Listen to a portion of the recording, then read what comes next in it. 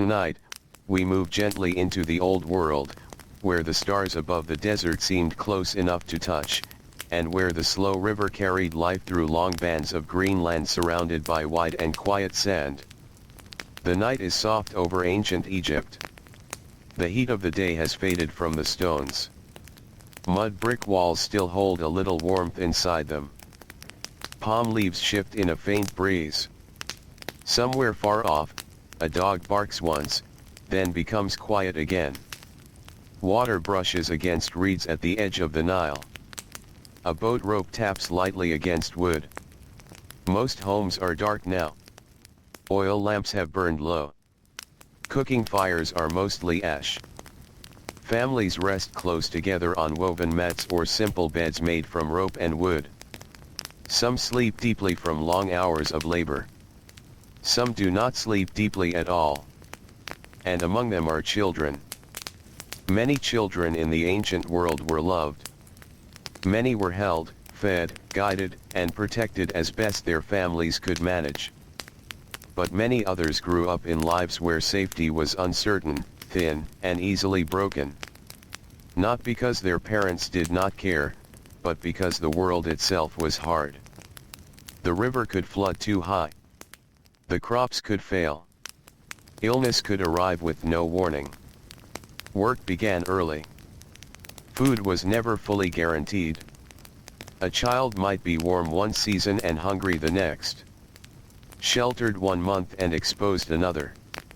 Close to family 1 year and separated the next. Safety, as we think of it now, was often a rare and delicate thing. So let us walk slowly through that sleeping land and listen to the quieter story of ordinary childhood. Not the story of palaces or golden masks, but the story of dust, bread, labor, tired hands, and the small hearts learning how to live inside uncertain days. Before dawn, the village begins to stir. The eastern sky is only a pale line, yet someone is already awake grinding grain on a stone slab. The sound is steady and rough.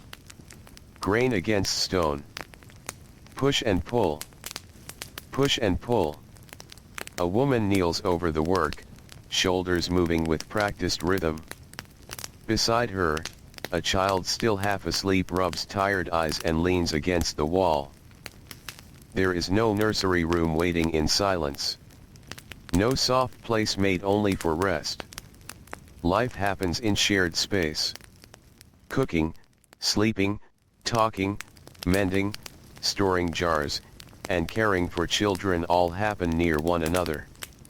The child wakes not to toys or gentle morning routines, but to work already in motion. Smoke rises from a small oven. Dough is pressed flat by hand. Water is poured carefully because every jar matters. Older children are asked to carry something, fetch something, watch someone younger, move aside, hurry, help. Even very young children learn quickly that the day belongs to necessity. When harvest season comes, the fields call everyone. The Nile has left rich dark soil after flood season. Seeds must be planted. Weeds must be cleared. Grain must be cut at the proper time. Bundles must be tied.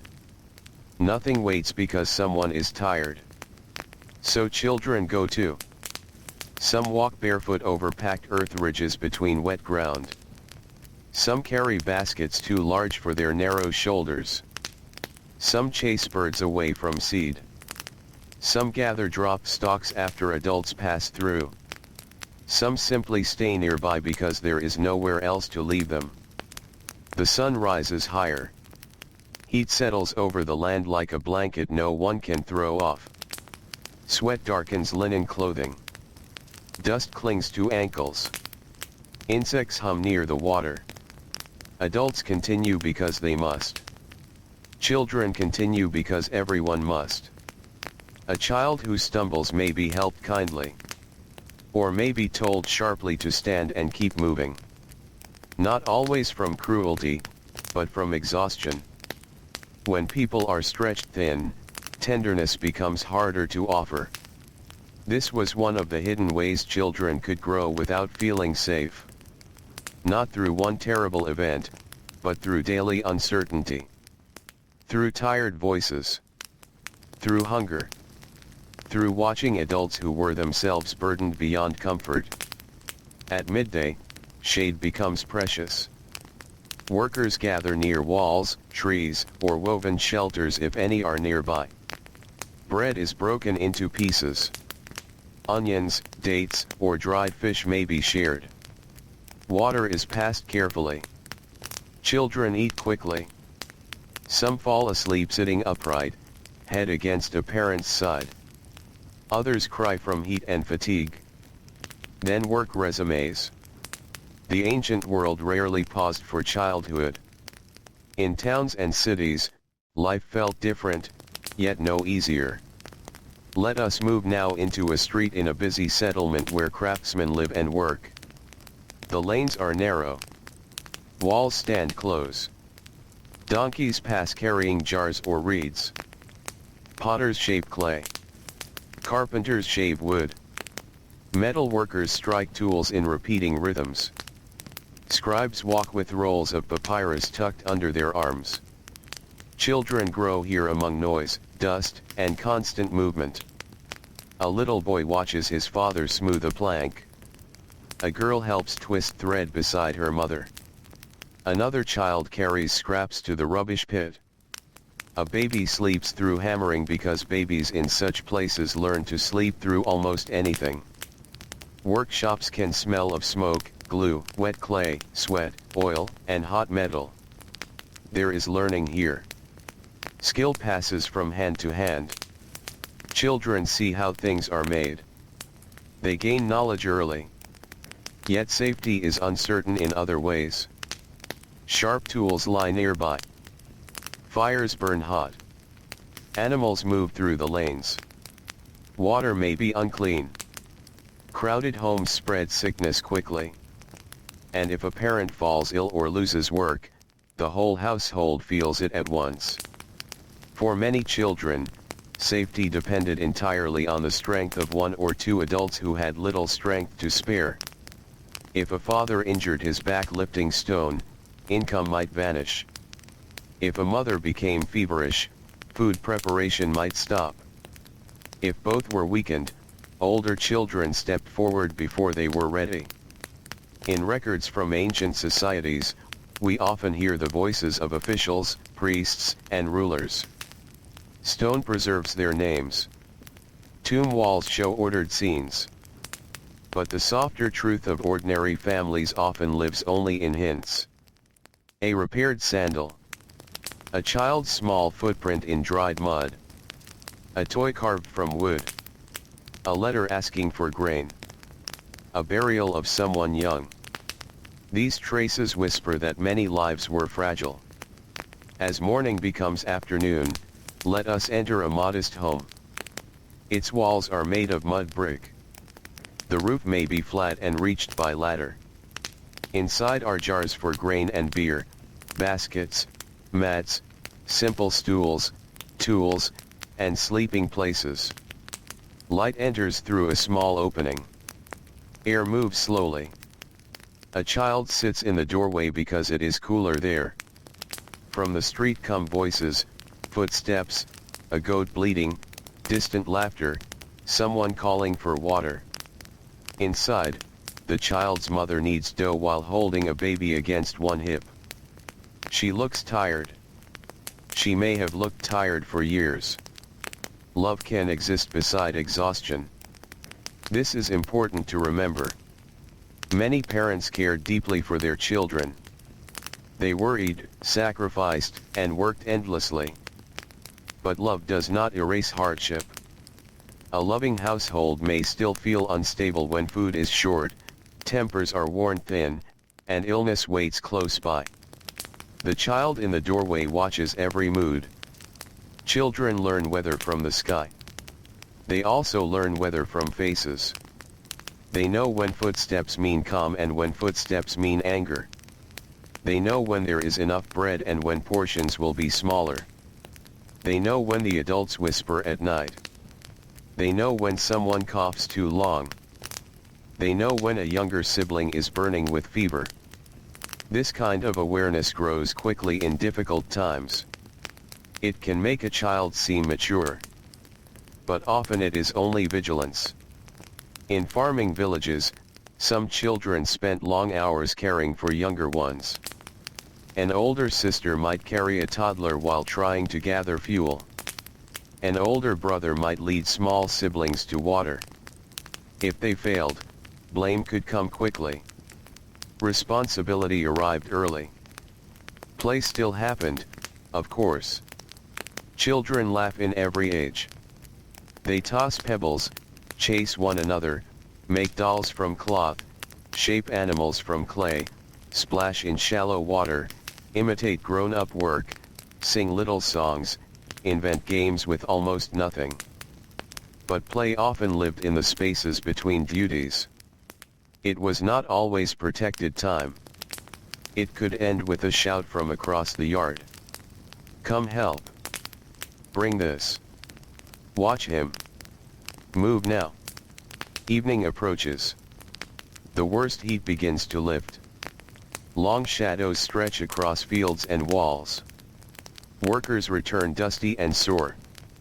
Boats slide toward shore with fishermen bringing catches wrapped in nets. Birds cross the orange sky. Smoke rises from many cooking fires. This should be the peaceful hour. Sometimes it was. Sometimes families ate together and shared the small comfort of surviving another day. A parent might tell a story. Someone might sing quietly. Children might lean against warm shoulders and drift toward sleep. But sometimes evening brought tension. What was earned was not enough. The grain jar looked low. The fish catch was poor. Someone was sick. Rent or tax was due. An argument began in tired voices. Children listening from the corner could feel danger without fully understanding it. Not all danger is physical.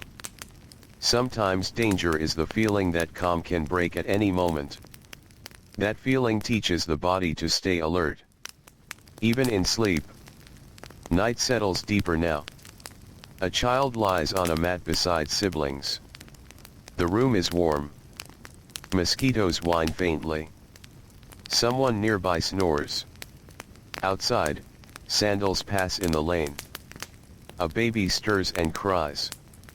Then quiet returns. The child is tired enough to sleep, yet still listens. Will there be food tomorrow? Will father be angry in the morning? Will mother's cough worsen? Will the river rise enough this year? Will I be sent away to work with relatives? Will my little brother recover? Such thoughts may not come in words. Children often feel them as weight rather than language.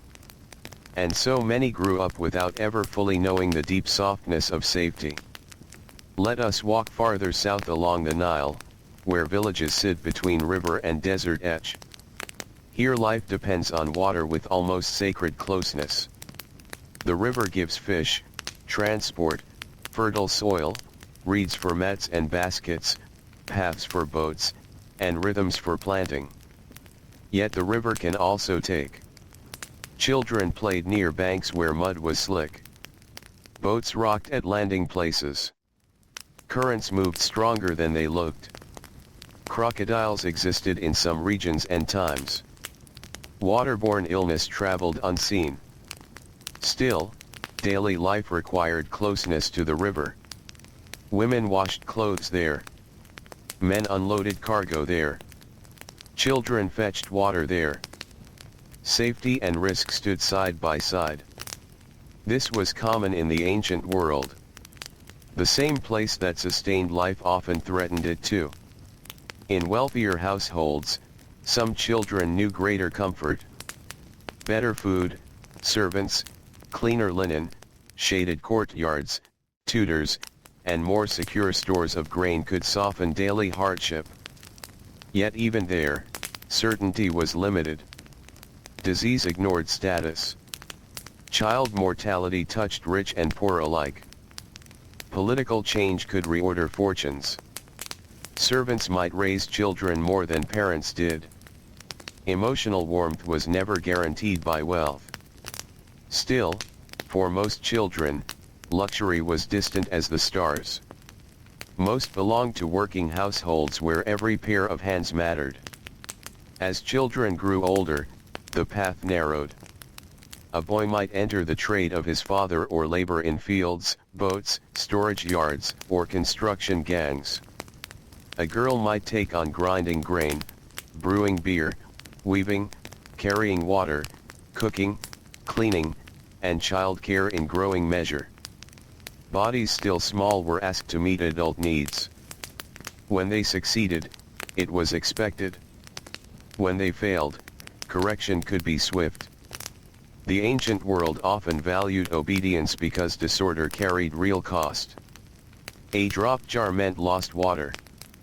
A missed task meant lost time.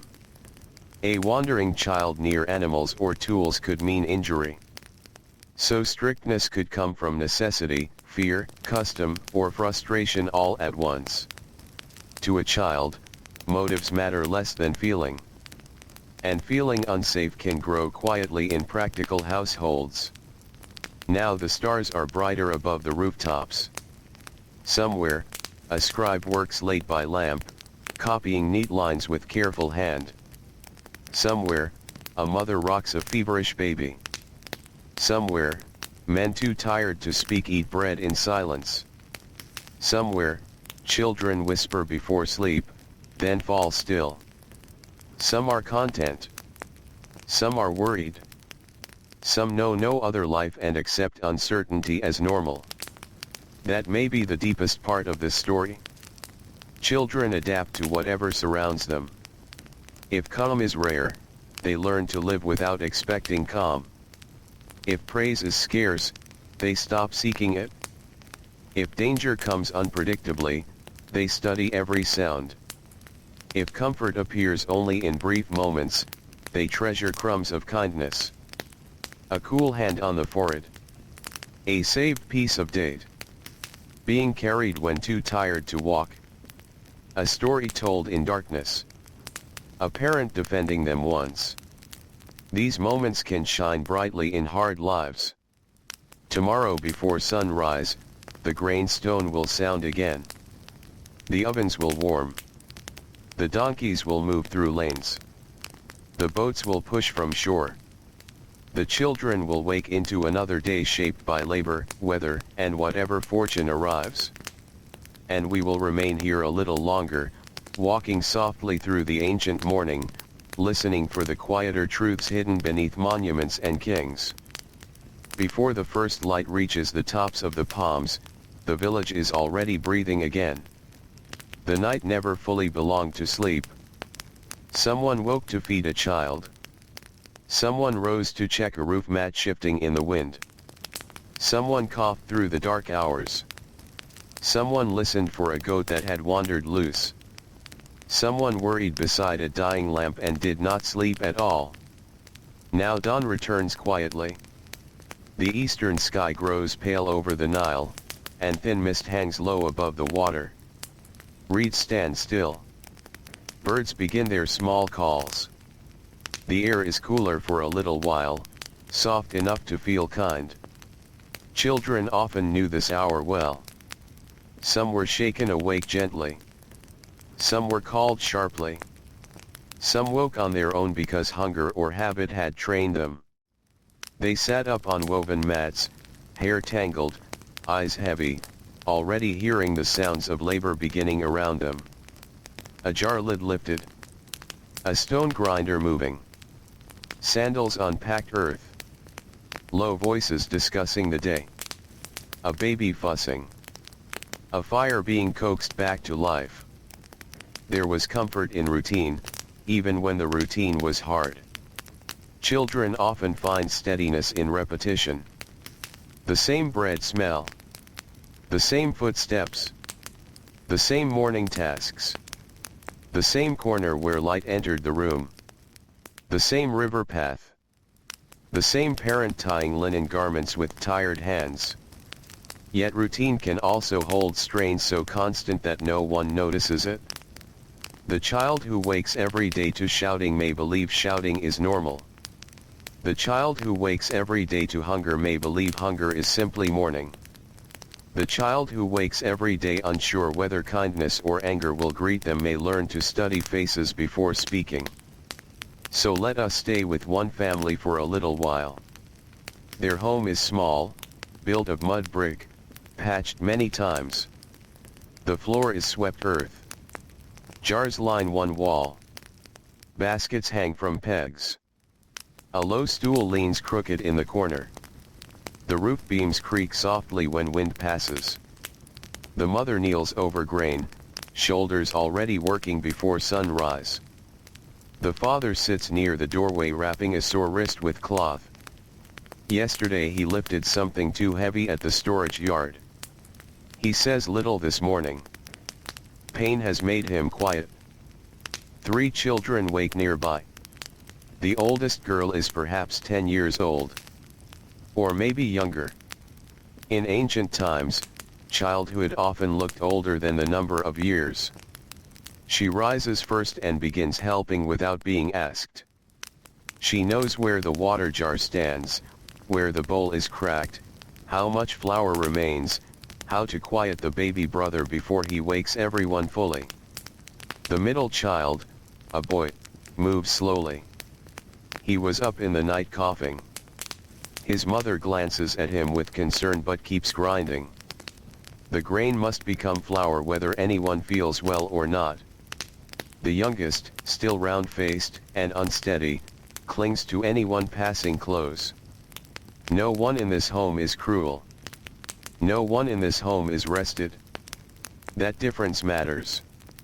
Many children in the ancient world lived inside households where affection existed, but fatigue stood over everything like heat.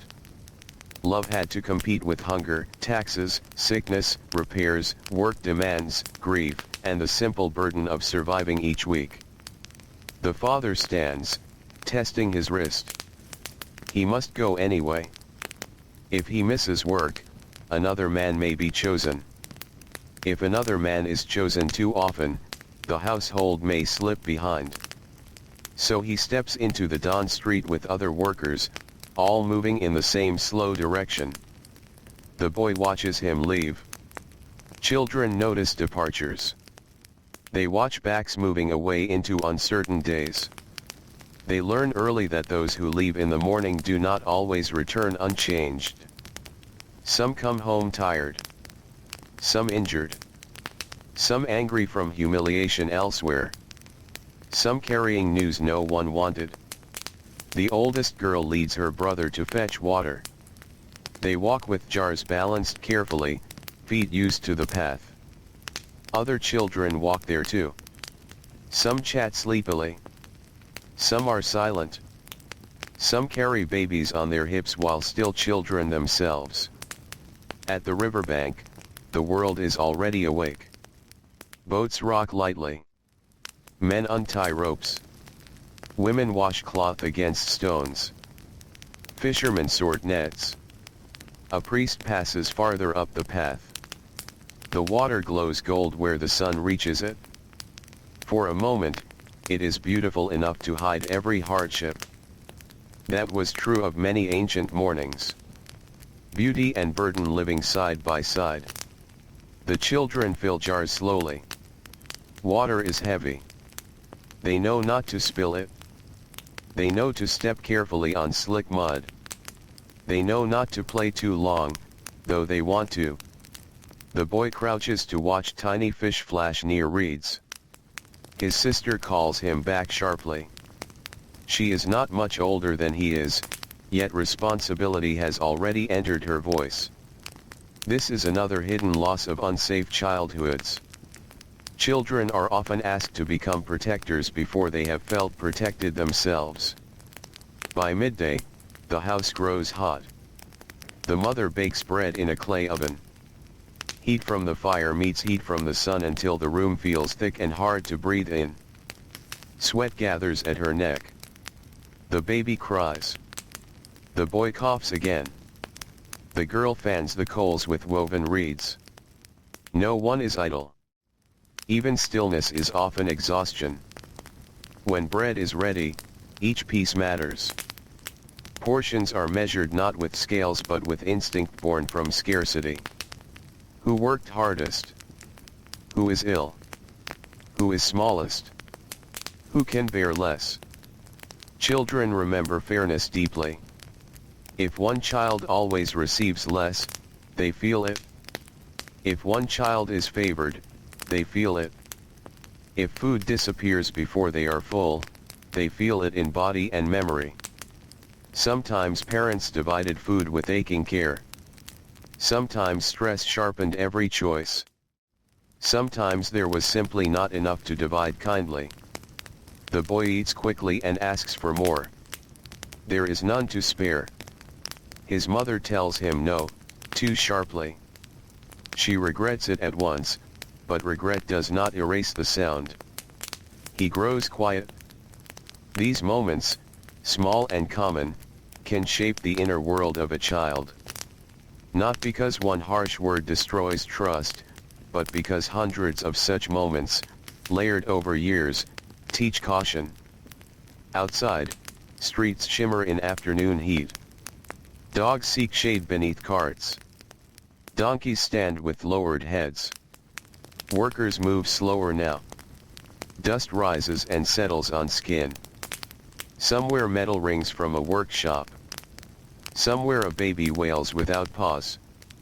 In a nearby house, another child hides beside storage jars during an argument. Voices rise. A man curses poor wages. A woman answers with old resentments. Something wooden falls. Then silence. The child does not know whether the danger has passed, only that the air feels sharp. Many children grew up learning the emotional weather of adults more than the names of stars. In another lane, a grandmother tells stories while mending cloth. She speaks of river spirits, clever animals, old journeys, gods who crossed the sky. 3 children sit near her knees listening with wide eyes. Their mothers work nearby. Their fathers are gone for the day. For these children, the grandmother may be the steadiest presence in life. Extended family often carried what parents alone could not. An aunt who shared bread. An older cousin who defended the smaller ones. A grandfather who taught patience. A neighbor who watched children while mothers labored. Safety, when it existed, was often communal rather than private. Yet communal life could also bring gossip, judgment, conflict, and crowding. There was little room to disappear from one another. If a child was fearful, there might be nowhere quiet to retreat. If a child grieved, tasks still continued around them. If a child was sensitive, the world offered few soft edges. As afternoon leans toward evening, let us walk to the edge of cultivated land. Farmers bend low cutting grain. Their movements are slow now, energy nearly spent. A boy drags bundled stalks behind them. His hands are blistered. He says nothing. He wants to prove he can keep up. Beside another field, a younger child has fallen asleep under a basket propped for shade. Flies circle lazily. No one wakes her because sleep itself is useful. Children often slept wherever life allowed. On mats, roofs, boats, thresholds, beside animals, under carts, in corners of workshops, against a parent's leg, in arms carrying them home. Sleep came from exhaustion as much as comfort. And sleep without safety can be light and watchful. When the workers return, the sky is red with dust and sun. The father from the small house comes back later than usual. His wrist is worse. He carries less pay than expected. He says little during the meal. The mother sees the amount and tightens her jaw. She says nothing in front of the children. That silence is its own kind of speech. The oldest girl senses everything and eats quickly, trying to be no trouble. The boy coughs into the crook of his arm. The baby drops crumbs and begins to cry. The father snaps. His voice is loud enough to freeze the room. Then just as quickly, shame crosses his face. He rubs his forehead. He did not mean to frighten them. But fear does not wait for intention. The girl lowers her eyes. The boy becomes still. The baby cries harder. Many adults in every age carry pain home because there is nowhere else to place it.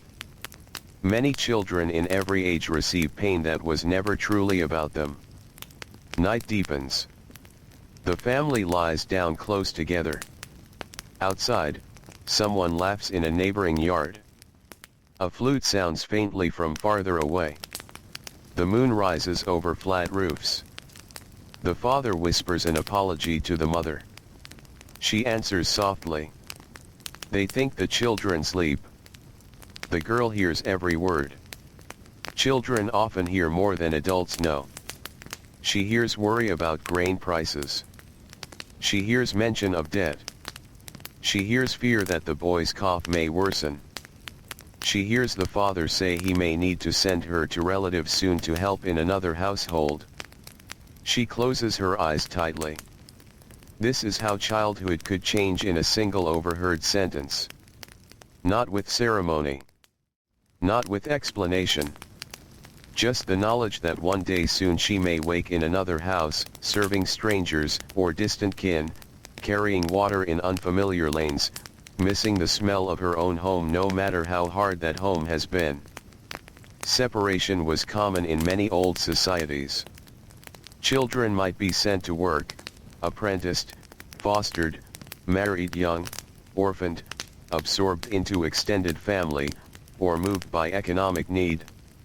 The modern idea that childhood should remain sheltered within one stable home was often impossible. So safety could vanish through movement as much as through violence. Now let us look upward for a moment. The stars over Egypt are bright beyond counting. Without city glare, the sky is a river of its own. Constellations will slowly. Priests study them. Sailors trust them. Children stare at them when sleep will not come. Perhaps many children found their calm there. Above taxes, above sickness, above shouting walls, above aching feet, above uncertain meals, the stars remained orderly and far. Somewhere tonight, a child lies on a roof under open sky, cooler air touching tired skin. Beside him, siblings breathe softly. He listens to distant water and imagines tomorrow may be kinder. Hope also lived in ancient homes. That is important too. Children laughed again after tears. They loved fiercely after fear. They played after labor. They trusted again after harshness if given reason. Human hearts have always tried to heal. But healing is easier where safety exists. Tomorrow we will walk deeper into workshops, temples, river boats, and crowded streets where other children learned early how fragile comfort could be, and how quietly resilience was formed. The night thins slowly, and another morning gathers over the old river. Before sunrise, the Nile is a dark ribbon moving through shadow. The banks are cool for a little while. Reeds bend with the faintest breeze. A heron stands still in shallow water, patient as stone. Somewhere a fisherman clears his throat and pushes a small boat away from shore with a wooden pole. Across villages and towns, children begin waking once more. Some wake to gentle hands. Some wake to names spoken from doorways. Some wake to babies crying nearby. Some wake because the room has already become noisy with labor. And some wake because fear never fully slept. There were children who learned to listen through the night for footsteps, coughing, arguments, storms, or the sounds of animals disturbing stored grain. They learned that sleep must remain light enough to break quickly. Their bodies rested, but never entirely. This kind of wakefulness leaves no mark on pottery or stone. Yet it has always existed. Let us walk now into a larger town, where streets wind between workshops, storehouses, shrines, and crowded homes built close together. The air here holds many smells at once. Fresh bread, wet clay, smoke, fish, sweat, dust warmed by sun, animal dung drying in the lane, oil lamps gone cold from the night. Doors open. Voices rise. The day spills forward. Children move through this world like water through reeds, slipping around adults, errands, carts, and animals. They are useful early here. A girl carries thread to a weaver. A boy sweeps wood shavings from a carpenter's floor. Two brothers lead a stubborn goat through an alley. A child too small to help simply watches everything with serious eyes. Watching was its own education. Children learned how adults spoke when bargaining, how hands moved when angry, how people lied, how they praised, how they deceived, how they comforted, how they bowed to power, how they whispered when frightened. Long before reading, many children could read moods. In a pottery yard, clay stands stacked beneath damp cloth.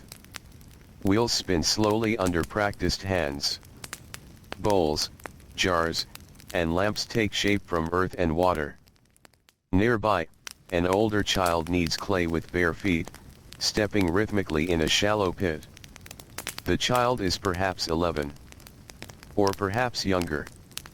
Work often made ages difficult to guess. The potter gives quick instructions without looking up. The child obeys at once. There is no time for repeated teaching when orders must be filled. The kiln behind them radiates dry heat.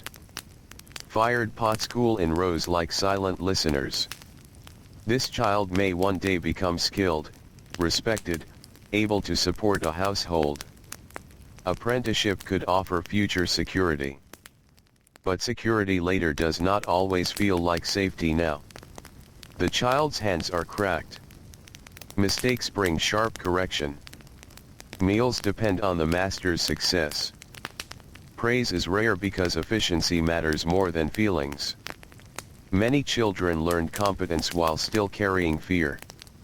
Across the street, in a weaving room, another world hums. Loom weights hang in rows. Threads stretch taut like pale lines of rain. Women and girls sit for long hours passing shuttles through warped threads with steady patience. Dust from fiber drifts in shafts of light. A small girl sits beside her mother untangling snarls with careful fingers. Her back already aches. She tries not to show it. Her mother notices anyway and shifts closer so their shoulders touch while they work. That brief touch may be the kindest moment of the day. Safety is sometimes built from moments smaller than words. A hand resting near yours. Someone saving you a better piece of bread. Someone defending you when blamed unfairly. Someone noticing you are tired. For children in hard worlds, these moments could shine like lamps. By mid-morning, the streets grow louder. Merchants call out grain, onions, fish, linen, oil. Donkeys protest loads tied too tightly. A scribe in clean linen moves carefully to avoid mud. A tax collector passes with attendants, and conversations lower around him. Children noticed power early. They saw who stepped aside for whom. They saw who could strike and who must endure. They saw whose mistakes were forgiven and whose were punished. This shaped their sense of the world before anyone explained it. In one lane, a boy spills a basket of dates while hurrying. They scatter across the dust. His employer curses. The boy kneels at once, gathering them with shaking hands. People pass without stopping. Such scenes were ordinary enough to be invisible. Humiliation can become part of childhood when labor begins too soon. Nearby, another child laughs uncontrollably because a donkey has stolen a cabbage from a vendor and is running with triumph in its eyes.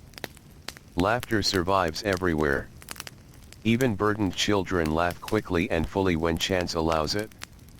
This too is part of the truth. Childhood in the ancient world was not only sorrow. It held games, affection, wonder, jokes, songs, and bursts of joy between demands. Yet joy appearing often does not mean safety was secure. A child can laugh at noon and fear nightfall. Now the sun climbs higher. Stone walls throw shorter shadows. Heat presses down into streets. Workers wipe foreheads with dusty wrists. Water sellers become more welcome with each passing hour. In a narrow house, a sick child lies on a mat. The room is dim. Flies circle lazily. The mother dips cloth in water and lays it across the child's forehead. She has already missed work this morning. Each hour beside the mat costs something. The child burns with fever and drifts in and out of sleep. Ancient families knew illness intimately. Without modern medicine, many fevers were mysteries. Some passed. Some deepened. Some took siblings one season and spared others the next. Remedies existed: herbs, poultices, prayers, careful nursing, but outcomes were uncertain. Imagine being a child in such a world. Imagine seeing other children disappear from lanes after sickness. Imagine hearing adults speak softly about omens and gods and fate. Imagine knowing that even loving care could fail. For many children, safety was broken not by cruelty, but by helplessness. Parents could not always protect because no one knew how. At the river docks, labor continues despite the heat. Boats arrive heavy with grain sacks, reeds, stone, pottery, timber, baskets, jars. Men unload in lines, shoulders straining. Boys run messages between crews. Some older children carry small loads, eager to prove strength. One slips on wet planks and falls hard. The men laugh first, then help him up when they see blood at the knee. He laughs too, though tears have sprung to his eyes. Children quickly learn to hide pain where weakness is mocked. This lesson can follow a person for life. A little farther downstream, fishermen mend nets beneath shade made from patched cloth. Their children sit beside them learning knots, watching fingers move. The river glitters white in midday brightness. One fisherman shares a story about a giant fish that nearly dragged him into the water years ago. The children lean close. Stories were shelter too. Stories gave shape to fear. They turned danger into something named and held within words. They passed values, warnings, humor, memory, belonging. A child who had little privacy, little certainty, and little comfort might still have stories. And stories can steady the mind. Afternoon comes heavy and slow. Many children grow quiet then. Energy drains. Tempers shorten. Hunger returns before evening food is ready. This was often the hardest part of the day. Morning held purpose. Evening held relief. But afternoon could feel endless. In one household, two siblings quarrel over a fig. Their mother snaps at both, then later feels guilt and tears the fruit in half after all. In another, a father sleeps before night work and orders silence. Children sit unnaturally still, afraid to wake him. In another, no adult is home yet, and the older child must keep younger ones safe until dusk. Responsibility without power is a heavy thing for a child. Now let us enter the house of a scribe. It is modest but more orderly than many. Reed pens are stored carefully. Papyrus rolls rest on shelves. The father values neatness, silence, discipline. He wants his son educated. This may sound fortunate, and in many ways it is. Literacy could open doors. Scribes often lived better than laborers. Yet privilege did not always feel gentle. The boy spends long hours copying signs, correcting errors, sitting still while other children run outside. Mistakes bring stern lectures. Excellence is demanded because opportunity is precious. He is safer from hunger than many. Less safe from pressure. Children can suffer in comfortable houses too, though differently. The forms of insecurity change. The feeling can remain. Evening at last begins to soften the town. Shadows lengthen between walls. Heat loosens its grip. Vendors count what remains. Dust glows gold in low light. People turn homeward carrying tools, baskets, worries, and small hopes. Children often watch doorways at this hour. Who returns smiling? Who returns silent? Who returns drunk on homemade beer? Who returns injured? Who does not return yet? The sound of familiar sandals approaching could bring relief or dread. Inside one home, a mother stirs lentils while 3 children wait. They are hungry enough to hover close. She laughs and shoos them back from the pot. Inside another, a boy hides a broken tool behind jars, trying to delay the coming anger. Inside another, a grandmother braids a girl's hair while speaking softly of patience and seasons. Inside another, no food cooks tonight. Silence sits where smoke should be. Night gathers. Roofs become sleeping places where air is cooler. Families climb ladders carrying mats and infants.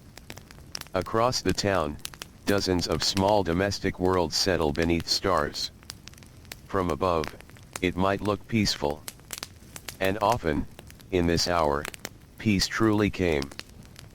People shared stories, bread, songs, gossip, prayers, apologies. Children curled against adults and felt, for a time, held within something larger than fear.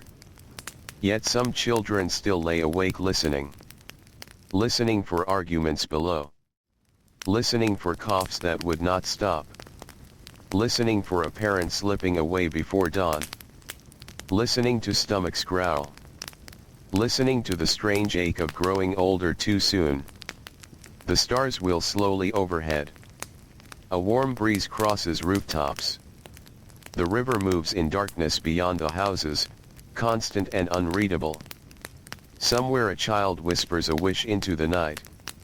Not for riches. Not for palaces. Only that tomorrow be gentle. And tomorrow, we will walk farther still into fields at flood season, into homes changed by loss, and into the quiet ways children learn to carry themselves when no one else could carry them enough. Morning returns with the patient certainty of the river. Before the sun appears, the land is gray and soft. Palm trunks stand as dark columns against a brightening sky. Birds stir in reeds. The air smells of damp earth near the water and dry dust beyond the fields. Somewhere a donkey shakes its harness bells. Somewhere a woman opens a door and pours yesterday's ash aside. Another day begins. For children in the ancient world, days often arrived before they were ready for them. There was little room for slow waking. Little room for moods, hesitation, or the small delays modern childhood sometimes allows. Hunger moved faster than feelings. Work began whether a child felt brave, sad, tired, lonely, or afraid. So many learned early to stand up carrying emotions no one had time to discuss.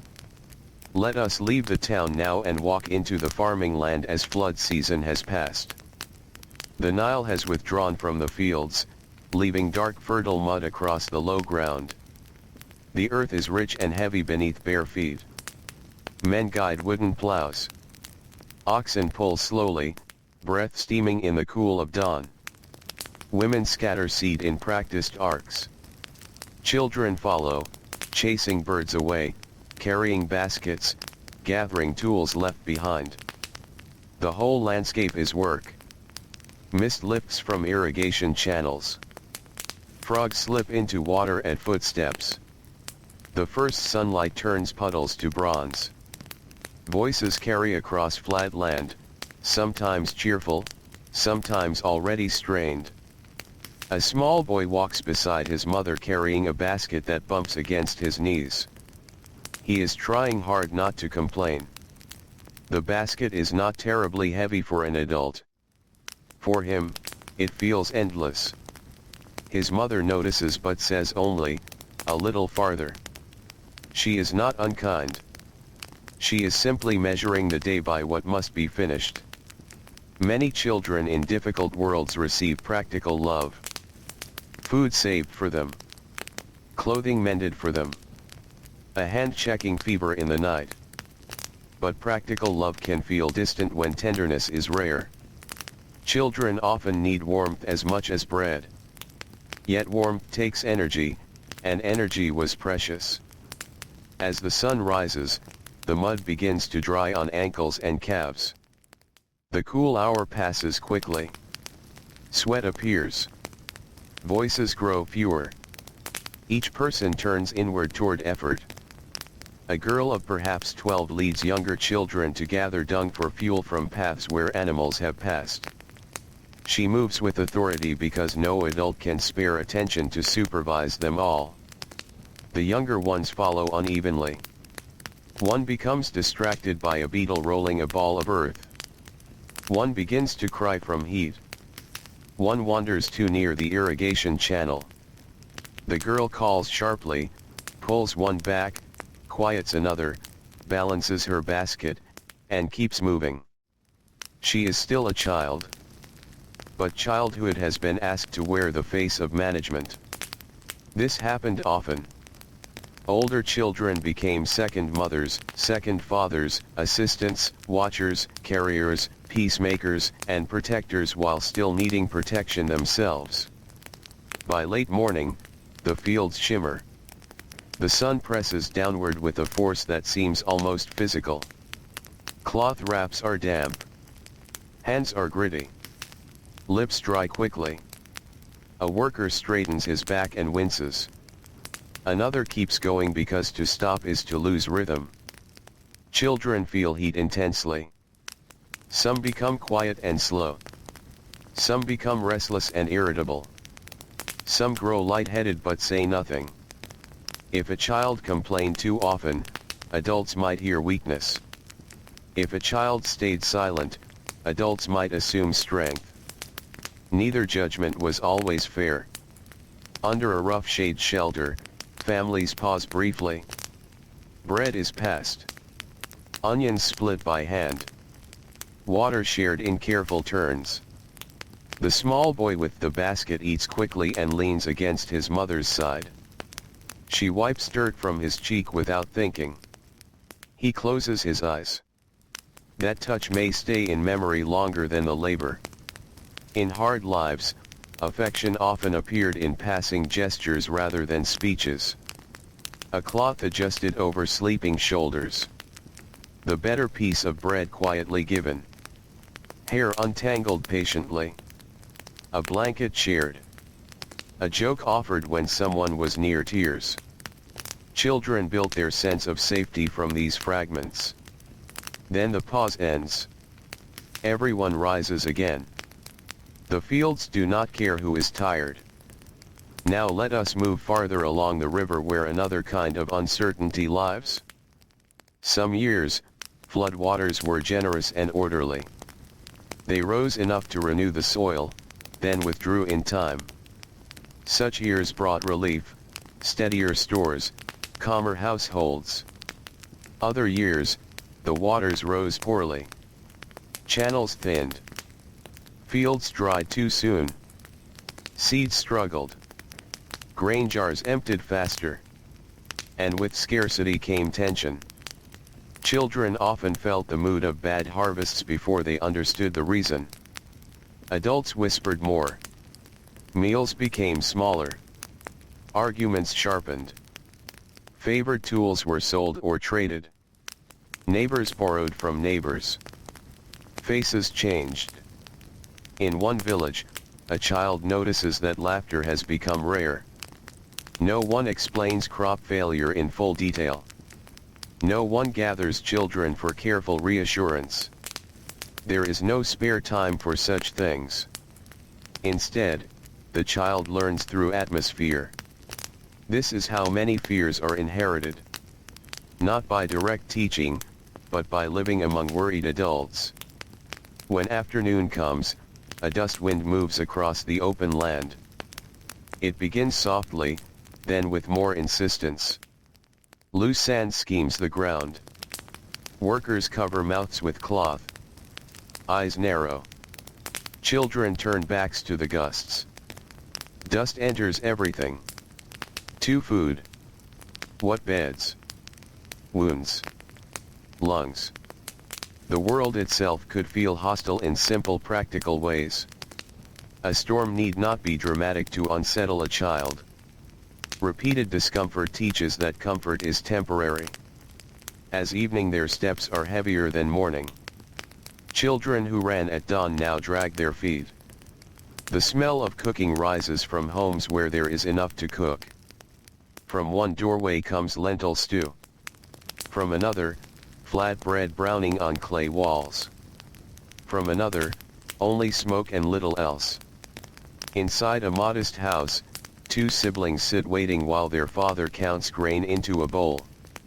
He counts twice, then removes a handful and returns it to storage. The children watch. They know this means portions are smaller tonight. Children become fluent in silence where resources are scarce. They learn which questions burden adults. They learn when not to ask for more. They learn when disappointment must be swallowed quietly.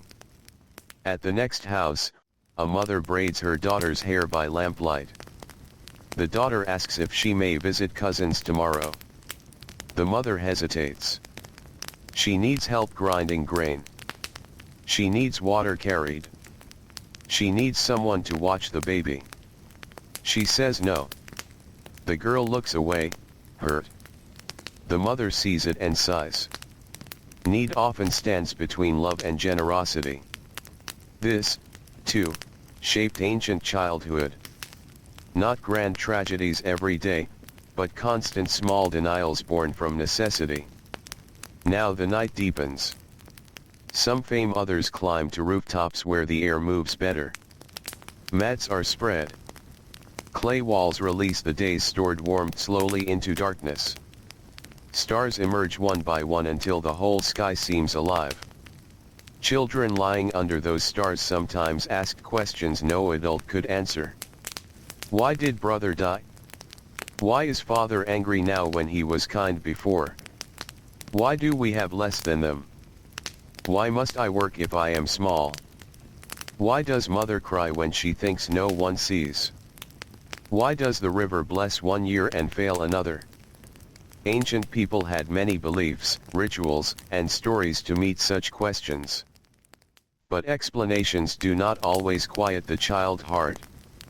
Some fears remain wordless. A little farther down the village lane, an elderly man tells stories to several children gathered around a lamp. His voice is low and rough with age. He speaks of wise animals, hidden treasures, wandering sailors, gods crossing the heavens in boats of light. The children listen with wide stillness. Story time may be the safest hour they know. No tasks. No correction.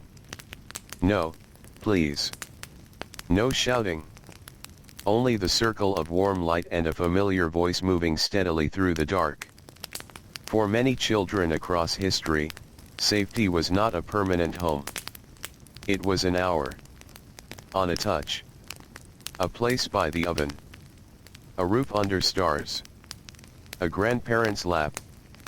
A walk to the river before everyone else woke. These temporary shelters mattered greatly. Now let us step into a home touched by grief. A mat lies rolled in the corner where a child once slept. No one uses that place now. The mother still glances there by habit. The younger sister still asks questions at times, though less often. The father works longer hours and speaks less. Loss was common enough in the ancient world that communities knew how to continue through it. But common does not mean easy. Children surviving among grief often receive less attention, not because they are unloved, but because sorrow consumes energy. A mourning parent may become distant. A grieving household may lose its softness for a season or many seasons. The surviving children notice. They may grow quieter, more helpful. For more children often respond to pain by becoming useful. Late in the night, the village grows still. Only occasional footsteps pass outside. Somewhere a baby murmurs in sleep. Somewhere a man coughs from years of dust. Somewhere a mother stays awake longer than others, staring into darkness, counting worries like beads. Beside her, a child sleeps curled close, one hand gripping the edge of her garment even in dreams. And tomorrow we will walk into homes where children were sent away to serve, into workshops where skill and fear grew together, and into the quiet inner habits children formed when the world around them could not always be trusted. The darkest hour before dawn settles softly over the riverland. The sky is deep blue, almost black, and the stars still shine with quiet strength. Houses rest in shadow. Rooftops hold sleeping figures wrapped in light cloth. The air is cooler now than it will be at any other time of day. It moves gently through lanes and over fields, carrying faint smells of clay, ash, reeds, and distant water. For a little while, the world feels merciful. Many children knew this hour as the calmest one. No commands yet. From no to no sun pressing down. Some children slept deeply then, using the final cool moments to rest. Others woke early by habit, eyes opening into darkness, already alert. Bodies trained by uncertainty often rise before they are called. A boy on a rooftop opens his eyes and listens. He hears someone below moving jars. He hears a neighbor cough. He hears the faint creak of rope from a moored boat. He hears nothing dangerous. The children who grow up without steady safety often become listeners first and dreamers second. Now the east begins to pale. Soon ladders will creak as families climb down from roofs. Fires will be relit. Bread dough pressed flat. Water fetched. Tasks resumed. But a child being sent away. In a modest village home, a girl sits quietly while her mother folds 2 linen garments and ties them with cord. The girl is perhaps 9 or 10. Young enough to still want comfort, old enough to be useful. A relative in town has agreed to take her in. Tea grinding grain. Watching younger children. Carrying water. Helping in a weaving room. Perhaps she will learn skills. Perhaps she will eat more regularly. Perhaps she will be treated kindly. Perhaps not. Her parents tell themselves this is opportunity. It is also necessity. One less mouth to feed. One more connection between households. One chance, however uncertain, to keep the family afloat. The mother smooths the girl's hair again and again, though it no longer needs smoothing. The father avoids meeting her eyes. They knew when they were being sent for love. They knew when they were being sent for survival. And they often knew those things could be the same. The mother carries the bundle. The girl carries nothing, which somehow feels worse. Fields pass slowly. Birds rise from reeds. Donkeys overtake them on the road. The sun climbs higher. They speak little. For the moth then she leaves. This kind of leaving happened in many forms across history. Apprenticeship. Service. Marriage arrangements later on. Taking in kin after death. That what mattered to the child was often simpler. My name is my place is gone. I must learn a new weather now. The every home has its own sounds. Its own smells. Its own rules. Its own temper. She does not know yet which floorboards creak, who is kind when tired, who shouts suddenly, where drinking water is kept, whether mistakes are forgiven, whether tears are safe. So she watches carefully. Children entering unfamiliar households often became experts in observation. They learned routines fast because error could be costly. When to speak. In which child to avoid. Which adult might help. How much food one may take. Where to sleep without being in the way. How to hide homesickness. Meanwhile, back in the village, her younger brother asks where she is at mealtime, though he already knows. Absence changes the shape of rooms. Now let us move into a workshop where another child's life unfolds. A stone yard near a building project. Blocks lie stacked in ordered rows. Chisels ring.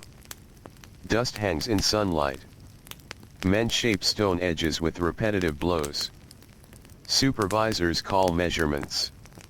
Water carriers move between crews. Among them works a thin boy carrying chips away in baskets. His task is small compared to others, but constant. Lift. Walk. While return lift again. His shoulders burn by midday. He tries to mimic the men, saying nothing. Their kindness is irregular because their own energy is irregular. Children one another warns him to avoid a swinging block. Again. All of this becomes education. Useful. Hard. Confusion, safety mixed with threat. As noon heat arrives, the yard becomes blindingly bright. Stone reflects sun upward. Dust sticks to sweat. Water tastes warm from jars. The boy drinks too fast and is told to leave some for others. He flushes with shame. Children not because they are weak, but because they depend so completely on belonging. To be mocked, dismissed, or scolded publicly can feel enormous to a young mind. Yet such moments were common in crowded adult worlds where children worked beside grown frustrations. Across town, in a wealthier courtyard, another child experiences a different uncertainty. A merchant, yet he startles whenever his father enters. The father values excellence and obedience. He speaks of family honor, reputation, future alliances. Errors in recitation bring cutting disappointment more than blows. The child's stomach knots before lessons. He is comfortable. AI exam to whom? A child may have status and still fear love being conditional. In the late afternoon, streets cool enough for movement again. Children emerge more freely for a little while. Game pebbles tossed at targets. Running races between walls. That sticks used as pretend boats in drainage channels. Laughter rises bright and sudden. Play is not trivial here. Play is rehearsal for freedom. Play is a child's way of reclaiming a world shaped mostly by adults. Even exhausted children often play if given minutes. They run until called back. They invent kingdoms from dust. Then evening summons them again. That watch the baby. Bring reeds. Come inside. The shift from freedom to duty could happen in a single voice. Inside homes, lamps are lit one by one. Small flames push back darkness. Shadows move on mud walls. Supper smells drip through lanes. Voices lower. The girl sent to town washes bowls in her new household. Her hands ache. No one is cruel tonight. No one is especially warm either. A younger child beside her falls asleep sitting up. She gently steadies the child's head so it does not strike the wall. No one notices. Sometimes children become the tenderness missing around them. In the Stoneyard district, the laboring boy returns to a shared room and eats silently, too tired to speak. The merchant's son practices signs by lamplight while listening for his father's steps. Back in the village, the mother who sent away her daughter folds the extra sleeping cloth and places it aside. She tells herself the girl will be better fed there. She may be right. Still, her chest feels hollow. Night grows deeper. The stars return over river and town alike. Children everywhere lie down carrying different burdens with similar hearts. Some miss home. Some fear tomorrow's work. Some wait for kindness. Some rehearse how to avoid anger. Some fall asleep instantly from exhaustion. Some stare upward and imagine another life they cannot name. The river moves in darkness, steady as ever. Its water touches rich homes and poor homes, fields and docks, temples and huts, the places where children are cherished, ignored, pressured, comforted, overworked, or quietly brave. Tumor tissue. The night has passed gently, and dawn comes once more across the land of the Nile. Light gathers first at the edge of the world, pale and thin behind palm trees and low roofs. Then it spreads over fields, over mud brick walls, over sleeping courtyards, over moored boats rocking softly in the current. Reeds shine silver for a moment before turning green. Birds lift suddenly into the cool air. Another day begins. There is the outer day of tasks, voices, walking, carrying, obeying, working, eating, waiting. And there is the inner day. The many children in ancient times learned early that the inside world belonged mostly to them. Adults were busy. Adults were tired. Adults were worried by grain, labor, taxes, illness, repairs, weather, and survival. There was little space for asking a child, "What troubles you?" So children often answered themselves. Let us walk into one small home where morning has just begun. A boy sits awake before anyone else. He. Will father wake sore and angry? Will mother wake quiet and distant? Will today be ordinary? Will today bring shouting? He does not think these questions in full sentences. He feels them in the body, in the stomach, in the chest. In children this awareness can seem like wisdom. But often it is simply vigilance. Now the house stirs. His mother begins grinding grain. His father rubs sleep from his eyes and says little. The boy relaxes slightly. Today may be manageable. That feeling alone can become a form of gratitude in hard childhoods. Not joy. Not delight. You across the village, a girl wakes in another house where she was sent months ago to help relatives. She sleeps near the kitchen wall on a rolled mat. She rises quickly before being called because being useful early earns softer treatment. She has learned this well. Children, what tone means praise. In what silence means disappointment. They become skilled at earning calm. Sometimes this skill follows them for life. The girl sweeps the floor, carries water, folds cloth, quiets a toddler, and moves with careful efficiency. An aunt nods once in satisfaction. That one nod warms her more than the sunrise. Praise, when scarce, becomes powerful. A child denied steady affection may treasure the smallest signs of acceptance. Elsewhere in town, The merchant's son from the courtyard house begins lessons again. He sits straight back before reed pens and papyrus sheets.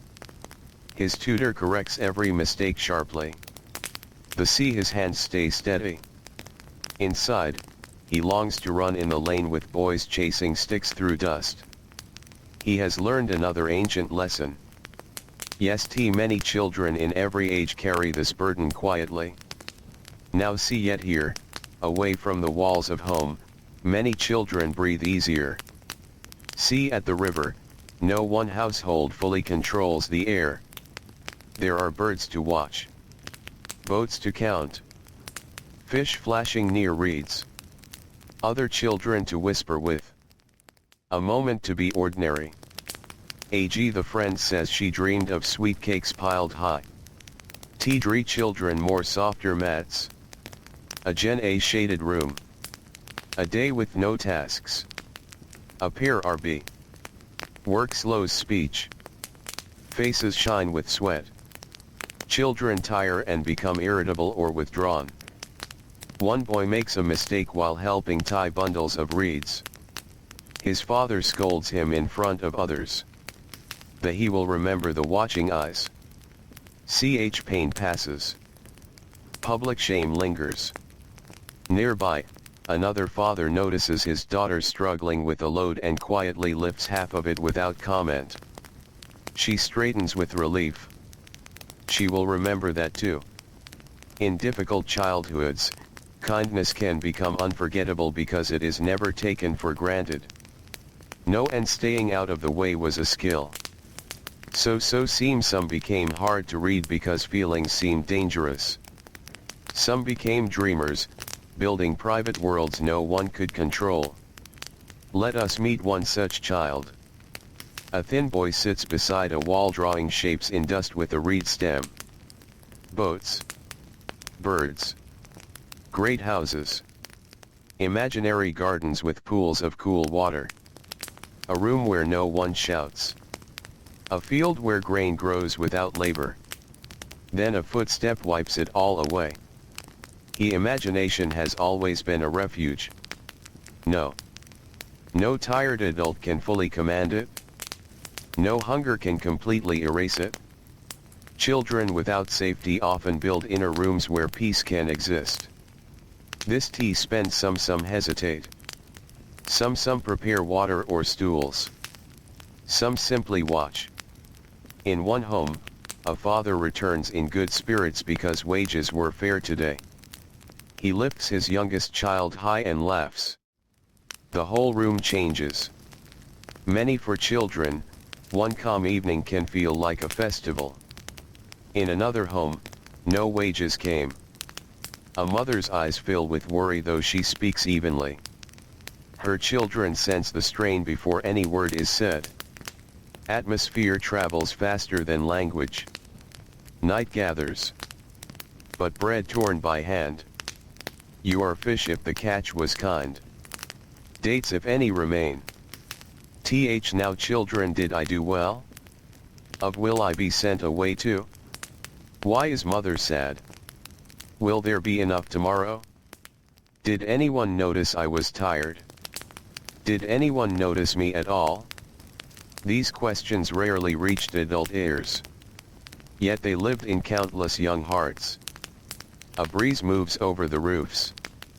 Some children drift to sleep quickly. Some whisper wishes to the stars. And tomorrow, as the river keeps moving through darkness, we will continue deeper into those quiet wishes, and the ways ancient children carried hope even when the world around them felt uncertain. The stars fade slowly above the Nile, one by one, as though the sky itself is growing sleepy and pale. Night loosens its hold on rooftops and courtyards. A cool breeze moves through narrow lanes, touching clay walls that still remember yesterday's heat. In the distance, water slips past reeds with its old and patient sound. Children sleep in many ways across the waking land. Some lie curled beside mothers who rose before dawn but have not yet moved away. Some sleep sprawled in the careless comfort of deep exhaustion. Some wake at every sound and drift only lightly. Some open their eyes before the birds and remain still, listening. The world teaches sleep differently to each child. For those who grew up feeling safe, sleep could be surrender. For those who did not, sleep could be negotiation. Now the first doors open. Ashes stirred. Fires are coaxed alive. Water, yes, sandals found in darkness. The let us stay with the child named by no record, known only through imagination and the truth of many lives like his. He is a boy of perhaps 8 years. He lives with his mother, younger sister, and stepfather in a village close to the river. Their house is narrow and patched. The roof leaks in one corner during rare storms. The grain jar is never full for long. He wakes when the stepfather coughs. Not because the cough is loud, but because his body has learned that the man's waking often decides the shape of morning. Will he be quiet today? Will he be irritated? Will he complain of work and strike the wall with his hand? Will he ignore everyone entirely? The boy lies still, measuring silence. This is one of the oldest forms of childhood labor. Emotional forecasting. At last, the man rises, mutters only once, and steps outside. The boy exhales. Many children know relief before breakfast. His mother touches his shoulder gently and asks him to fetch water. Her voice is soft today. He nods quickly, eager to preserve the calm. Children in uncertain homes often become guardians of peace. They move carefully, speak carefully, even breathe carefully, hoping to keep fragile harmony from breaking. At the river path, dawn spreads gold over the water. Other children arrive carrying jars. Here, among reeds and mud and open sky, faces soften. There are no walls to trap voices. No household tensions pressing close. Just the river, broad and indifferent, yet strangely comforting. The boy's friend is already there. They crouch beside the bank and watch a boat slide by. Neither speaks for a while. Children do not always need words for companionship. To stand beside another child who understands ordinary hardship can be enough. Then they begin a game. They toss pebbles, aiming at a broken reed stem drifting near shore. They laugh when both miss badly. The laughter comes easily, bright and quick. Children can step into joy with astonishing speed, even from fear. This is not because pain is shallow. It is because life keeps asking them to recover quickly. Back in the village, work resumes. The boy helps patch a wall with mud mixture. His hands are small but capable. He presses handfuls into cracks while adults talk above him. They speak as though children hear nothing. They discuss debt. A neighbor's sickness. The rising demands of officials. A cousin who wants payment returned. The possibility of sending the younger sister elsewhere if times worsen. The boy keeps working. Children often become keepers of overheard truths. Adults forget how clearly worry travels downward. No one says, "Be afraid." Yet fear arrives anyway. By midday the sun stands harsh and white. Heat fills the house. Flies circle lazily. Tempers shorten. The stepfather returns briefly for food and finds the bread smaller than expected. He blames prices, then work, then fate, then whoever is nearest. The younger sister begins to cry. The boy steps between them without thinking, distracting the child with a scrap of string, guiding her toward the doorway. No one praises this. No one notices fully. Many children become protectors in invisible ways. They soothe younger siblings. They absorb tension. They make themselves useful when adults unravel. They learn to read danger early and redirect it if possible. Such children are often called mature. But maturity born from stress is heavy. Outside, under a patch of shade, the boy's mother sits for a moment alone after the man leaves again. Her shoulders slump. She is not old, yet fatigue has already placed years upon her. The boy sees her and hesitates. Children often know when adults need comfort, yet feel unsure whether they are allowed to give it. After a moment, she places a hand on his hair. Yes, sometimes love in hard homes survives mostly through silence. Now let us move into town where another child lives among very different walls. A girl serves in a prosperous household. She sweeps polished floors, folds fine linen, carries messages between rooms. There is more food here than in her birth home. There is shade, structure, order. Yet she startles whenever the mistress calls her name sharply. The household values perfection. Spilled oil. Dust left in corners. A late response. Each mistake brings cold disapproval. She sleeps on a mat near the storage room and dreams of her mother's rough but warm embrace. Children may miss tenderness even when material life improves. Safety is not measured only in bread. In the late afternoon, the girl passes a courtyard pool where the household's own children play splashing games. They shriek with laughter, chased by a nursemaid. She pauses only a second, then continues walking. Many children throughout history grew up beside comfort they could serve but not share. This too leaves a mark. Evening returns to both town and village. The boy by the river waits again for footsteps. Today the stepfather comes home tired, not angry. He eats, says little, and lies down. The house remains calm. The boy's whole body loosens. This is another truth of unsafe childhoods. When peace is uncertain, calm can feel almost intoxicating. He plays with his sister in the dust floor, drawing boats with a stick. She laughs each time he makes the drawn boat tip over dramatically. Their mother smiles while kneading dough. For 1 hour, the home feels gentle. These hours matter. People sometimes imagine hardship as one unbroken line of darkness. But many difficult childhoods are remembered in mixed colors. Fear beside laughter. Want iron loneliness beside devotion. Because of this mixture, children often cling to hope. They know goodness exists. They have felt it briefly. They keep waiting for it to stay. Night rises again. Families climb to rooftops carrying mats. The air is cooler there. Stars return in great numbers. Dogs bark far away. Someone plays a reed flute in another lane. The boy lies awake beside his sister. He wonders what other homes are like. Do some children never listen for anger? Do some children ask for food without fear? Do some children sleep without planning tomorrow? He cannot imagine it fully, but the question itself is powerful.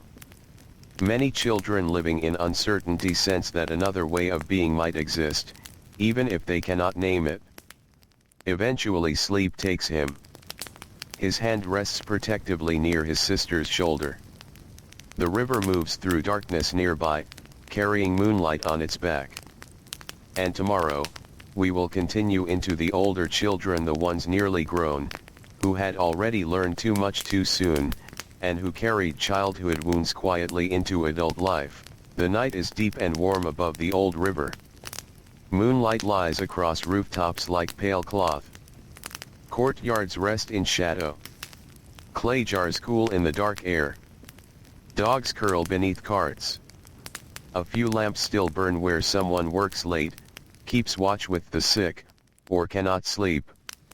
Many children are sleeping now. But some are no longer quite children. They are the older ones. The nearly grown.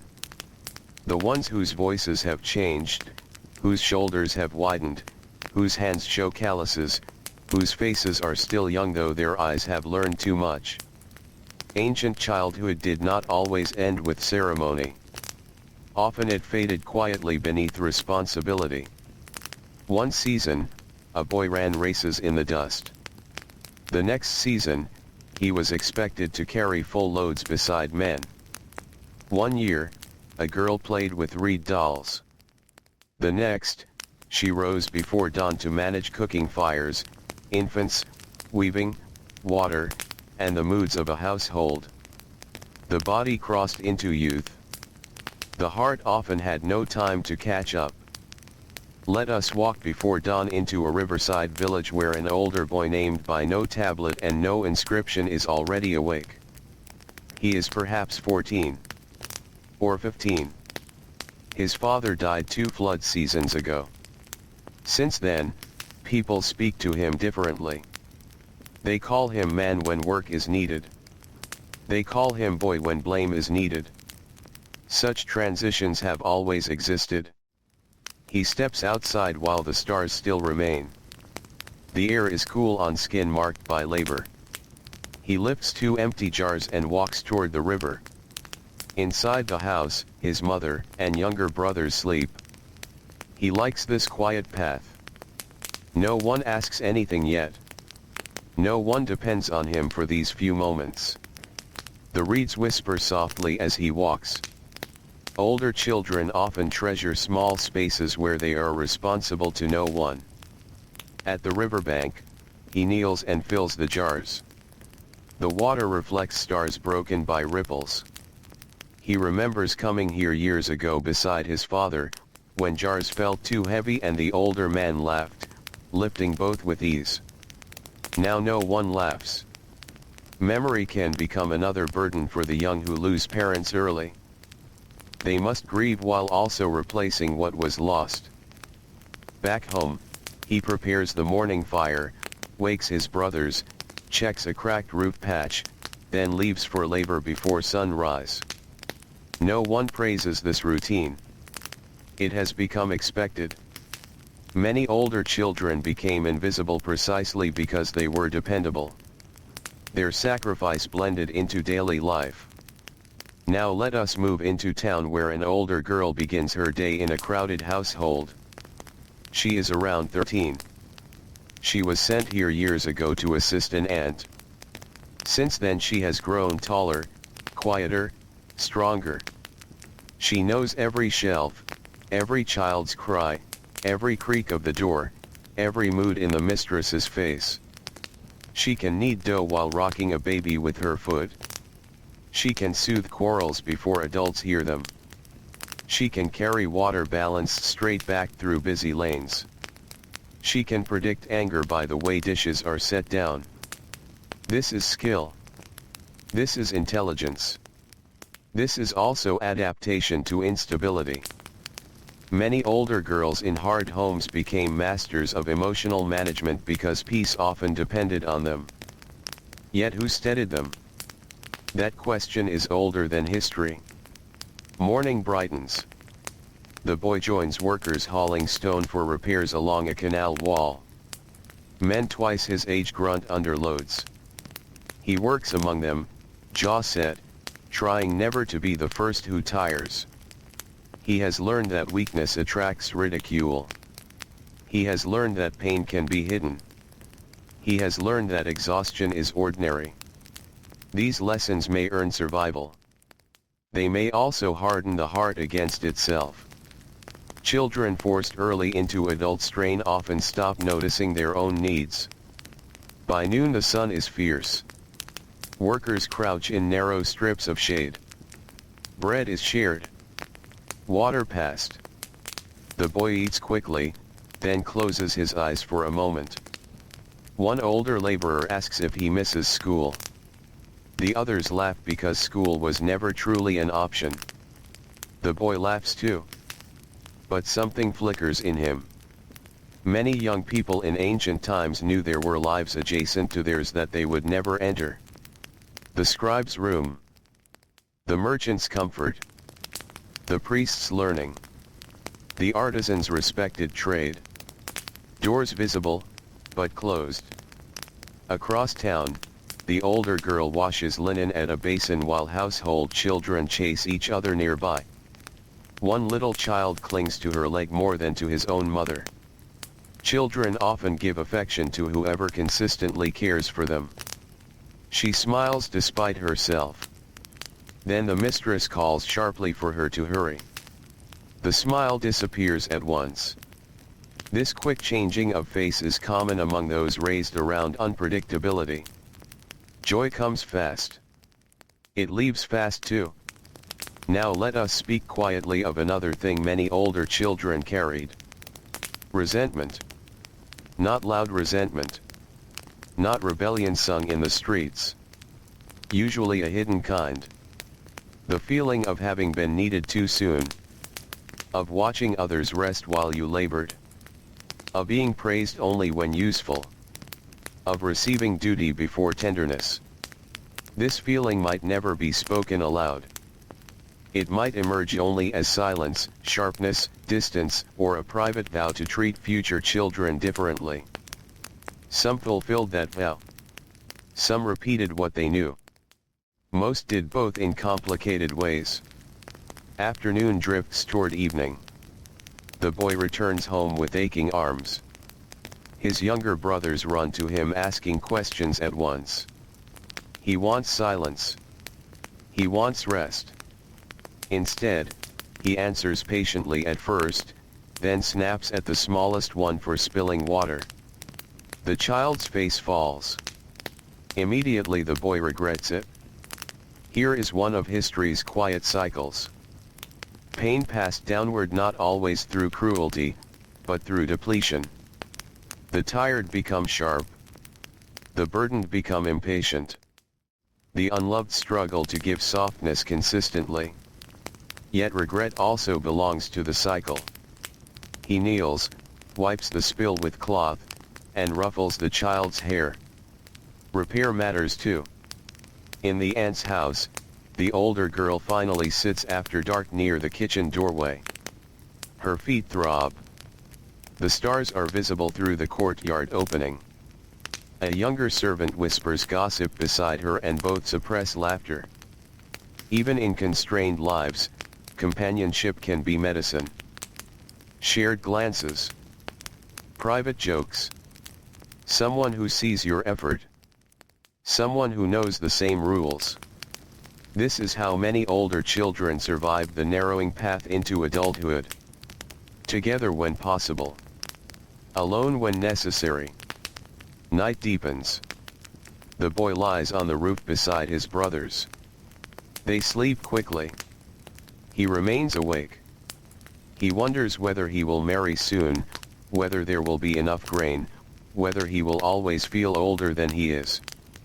The girl on her mat near the kitchen also remains awake. She wonders whether anyone remembers the sound of her childhood voice. Both are young. Both are tired. Both have already learned that growing older does not automatically bring safety. Sometimes it only brings more responsibility. Yet beneath that truth, something else still lives. Hope. The stubborn human habit. The boy imagines owning a small boat one day. The girl imagines a room where she closes the door herself. Simple hopes. Large hopes. The kind that keep hearts moving. The moon crosses higher. The river continues its patient flow through dark fields and sleeping towns. And tomorrow, we will walk into family bonds themselves, how love and fear often lived in the same room, how parents carried wounds into parenting, and how children tried to understand the people they depended on most. The moon has drifted westward, and the deepest night begins to soften. Across the Nile Valley, roofs hold sleeping families beneath open sky. In courtyards, lamps have burned down to dark wicks. Boats knock gently against wooden posts. Palm leaves stir overhead with a dry whisper. Somewhere a baby cries and is soothed. Somewhere a worker turns in sleep, muscles aching even in dreams. Somewhere a child lies awake listening to the breathing of others, measuring comfort by its steadiness. Tonight we move quietly into the oldest and most complicated place of all. The family room. The small house. The crowded space where love and fear often lived side by side. History sometimes speaks of households as simple units, neat and orderly. But real homes, then as now, were woven from personalities, burdens, tempers, griefs, hopes, habits, and unfinished wounds carried from earlier generations. Many parents loved deeply. Many parents also frightened the children they loved. Many children knew gratitude and caution in the same breath. Let us enter a modest house before dawn. A mother wakes first, as she often does. Her knees ache from years of grinding grain. She sits up slowly, trying not to wake the others. Beside her sleeps a daughter curled tightly, one hand still resting on the mother's garment as if even in sleep she fears separation. The mother notices and pauses. She remembers being a child herself in another village, holding her own mother's robe the same way. That mother had been stern, often tired, rarely affectionate, but dependable as sunrise. She had never spoken of feelings. She had shown care through bread, mended cloth, and relentless work. Now this woman parents in the same language she was taught. Service. Provision. Correction. Endurance. Love can be inherited. So can emotional distance. She rises and begins the day. Grinding stone against grain fills the room with its familiar rough rhythm. The daughter wakes to that sound, the sound that has framed nearly every morning of her life. Some children hear songs of comfort in memory. Some hear tools. The girl sits beside her mother to help. Neither speaks much. Their closeness is real, even in silence. In many ancient homes, affection was less spoken than practiced. There were no long conversations about emotions, no protected hours devoted to understanding a child's inner life. There was work to do. Yet tenderness could still exist in glances, shared tasks, and steady presence. Now the father wakes. He is not a cruel man. He is a tired man. His back hurts. A tax payment is due soon. Yesterday a supervisor insulted him in front of younger workers. He swallowed the humiliation there and brings its bitterness home unknowingly. He asks for water. The daughter moves too slowly.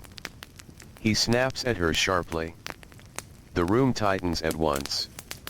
He regrets it almost immediately, but pride keeps him from apologizing. This has happened in homes across all centuries. Adults wounded elsewhere striking nearest softness because it is near. Children rarely understand the hidden source of such anger. They only feel its arrival. The daughter lowers her eyes and becomes quieter for the rest of the morning. The father leaves for work carrying his own shame with him. Love and harm sometimes pass each other in the doorway. Now let us move to another home. Here lives a widow with 3 sons. Her husband died years ago, and survival has depended on her constant labor since then. She is practical, efficient, and feared slightly by the boys. She does not hug often. She does not indulge tears. She says life is hard and children must become strong. Perhaps she believes this sincerely. Perhaps no one ever held her when she cried either. The oldest son admires her and resents her. The middle son fears disappointing her. The youngest still tries openly for tenderness, leaning against her when she needs dough, asking needless questions just to hear her voice. Sometimes she brushes him away. Sometimes, when no one sees, she smooths his hair.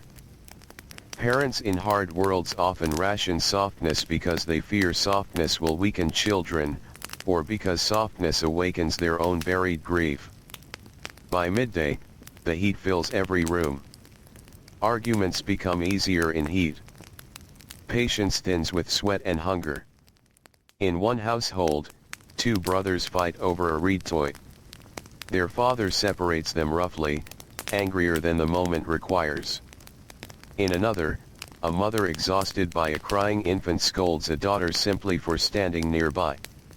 In another, an older grandmother steps between rising tempers and redirects everyone toward lunch. Elders sometimes served as buffers, carrying wisdom, authority, or simply the patience that younger adults had lost. Children often remember who made rooms feel safer. A grandparent, an aunt, a sibling, a neighbor who laughed easily. Safety does not always come from the official head of household. Sometimes it comes from whoever lowers the temperature of the room. Now afternoon drifts in. The daughter from the first house walks with her mother to fetch water. Away from the walls, her mother finally speaks. "Your father is worried." That is all she says. But it opens a small window. The girl nods. She does not fully understand money, taxes, pride, or men's humiliations in workyards. Yet she understands that anger may hide pain. Children often become compassionate too early when forced to interpret adult behavior. This can make them wise. It can also make them neglect their own hurt. At the riverbank, the mother unexpectedly hands the girl a date saved from morning. A rare treat. No apology is spoken for the tense dawn. None may ever be spoken. But gifts, food, gestures, and extra gentleness often carried meaning where direct emotional language did not. The girl smiles. Repair can be subtle. Back in town, the older girl who serves in her aunt's house watches the mistress scold her own son harshly for spilling oil. Later that same woman cradles the boy while he cries from fright. Children witnessing such contradictions learn a confusing lesson. That the person who hurts may also comfort. That the source of fear may also be the source of care. This can bind loyalty tightly. It can make unsafe love feel normal. As evening nears, workers return. Doors open. Meals begin. In many homes, the emotional weather shifts again with the arrival of tired adults carrying the day inside them. One father returns cheerful because wages were good. Children run to him. Another returns silent after insult and drinks too much beer. Children disappear from the room. Another returns with fish, proud and generous. Another does not return at all, and worry grows with darkness. For children, predictability matters more than grandeur. A poor but steady parent may feel safer than a wealthy but volatile one. Night comes softly. Families gather on roofs where the air is cooler. The stars rise bright and numerous. Some homes tell stories. Some pray. Some sit in tired silence. The father from the first house lies beside his daughter under the sky. After a long while, he says quietly, "You carried the water well today." It is a small sentence. It lands like rain. Children hungry for approval often live on crumbs that adults barely notice giving. The girl turns toward the stars so he cannot see her smile. In the widow's house, the youngest son falls asleep with his head in his mother's lap. Her hand rests absently on his shoulder long after he sleeps. Even guarded hearts soften in darkness. And yet, tomorrow, those same adults may shout again, withdraw again, demand too much again. Love does not automatically heal burden. Burden does not erase love. This is the knot many children grew up inside. They learned to love imperfect people who were themselves shaped by fear, scarcity, and old wounds. They learned to forgive before they had words for forgiveness. They learned to anticipate pain while still longing for closeness. The river moves quietly beyond the houses. The stars turn overhead. And tomorrow, we will walk into the private strategies children formed to survive these contradictions, the masks they wore, the roles they played, and the selves they hid until it felt safe to be seen. The stars are still bright when the next quiet hour arrives. Night hangs gently above the Nile Valley. Rooftops hold sleeping forms wrapped in linen. Courtyards lie in shadow. Somewhere a lamp glows beside a sickbed. Somewhere bread dough rests beneath cloth, waiting for dawn. Somewhere a child dreams of running through, and so, in homes touched by uncertainty, many children quietly became performers, guardians, peacemakers, shadows, or dreamers. Let us begin before dawn in a narrow village house. A boy wakes early, as always. He hears his father shifting restlessly. He hears his mother cough once in sleep. He hears a jar settle as cooling clay contracts in the night. He does not move. He has learned to wait for the emotional temperature of the room. This boy's role is simple. Be invisible until needed. He knows that asking questions too early can irritate. Walking noisily can irritate. Touching the wrong object can irritate. So he has trained himself to become light as smoke. Some children become nearly silent not by nature, but by necessity. Adults may later call them easy children, quiet children, good children. Yet often they were children who learned that taking up less space felt safer. Now let us move to another house where a girl wakes laughing. At least it sounds like laughter. She is bright, quick, charming, helpful. She compliments adults, entertains younger children, moves with cheerful energy. Everyone says she has a lovely spirit. And she does. But she has also learned something powerful. If others smile, they are less likely to be harsh. If she stays pleasant, conflict passes around her. If she comforts adults, they may comfort her in return. This child survives through warmth. Many children become sunlight in stormy homes. They soothe, joke, charm, distract, and brighten rooms that should never have needed a child to regulate them. Such children are often adored. They are also often tired. Now the first light begins to enter the lanes. Doors open. Tasks begin. The silent boy carries water without being asked. The cheerful girl helps knead dough while telling a toddler a silly story. Both are praised. Praise feels good. Yet praise tied only to roles can become a cage. Who am I if I am not useful? Who am I if I am not pleasing? Who am I if I make noise, need comfort, or feel angry? Children rarely ask these questions aloud. They carry them quietly into later years. Now let us visit a third child in town. He is older, nearly grown, and known for his temper. Adults call him difficult, stubborn, ungrateful, quick to fight. But beneath the temper lies another story. He grew up in a house where voices rose suddenly and punishments came unpredictably. He learned to strike first with words, to harden before others could harden him, to turn fear into anger because anger felt stronger. Some children become fierce because softness once felt dangerous. What appears defiance may be protection. What appears laziness may be exhaustion. What appears coldness may be old disappointment. The ancient world likely knew many such children, though records seldom pause to understand them. By mid-morning, streets fill with movement. Donkeys pass under loads. Merchants call prices. Craftsmen begin steady rhythms of hammer and saw. Children move through it all carrying their chosen masks. The peacemaker notices tension before anyone speaks and rushes to help. The clown makes others laugh to prevent conflict.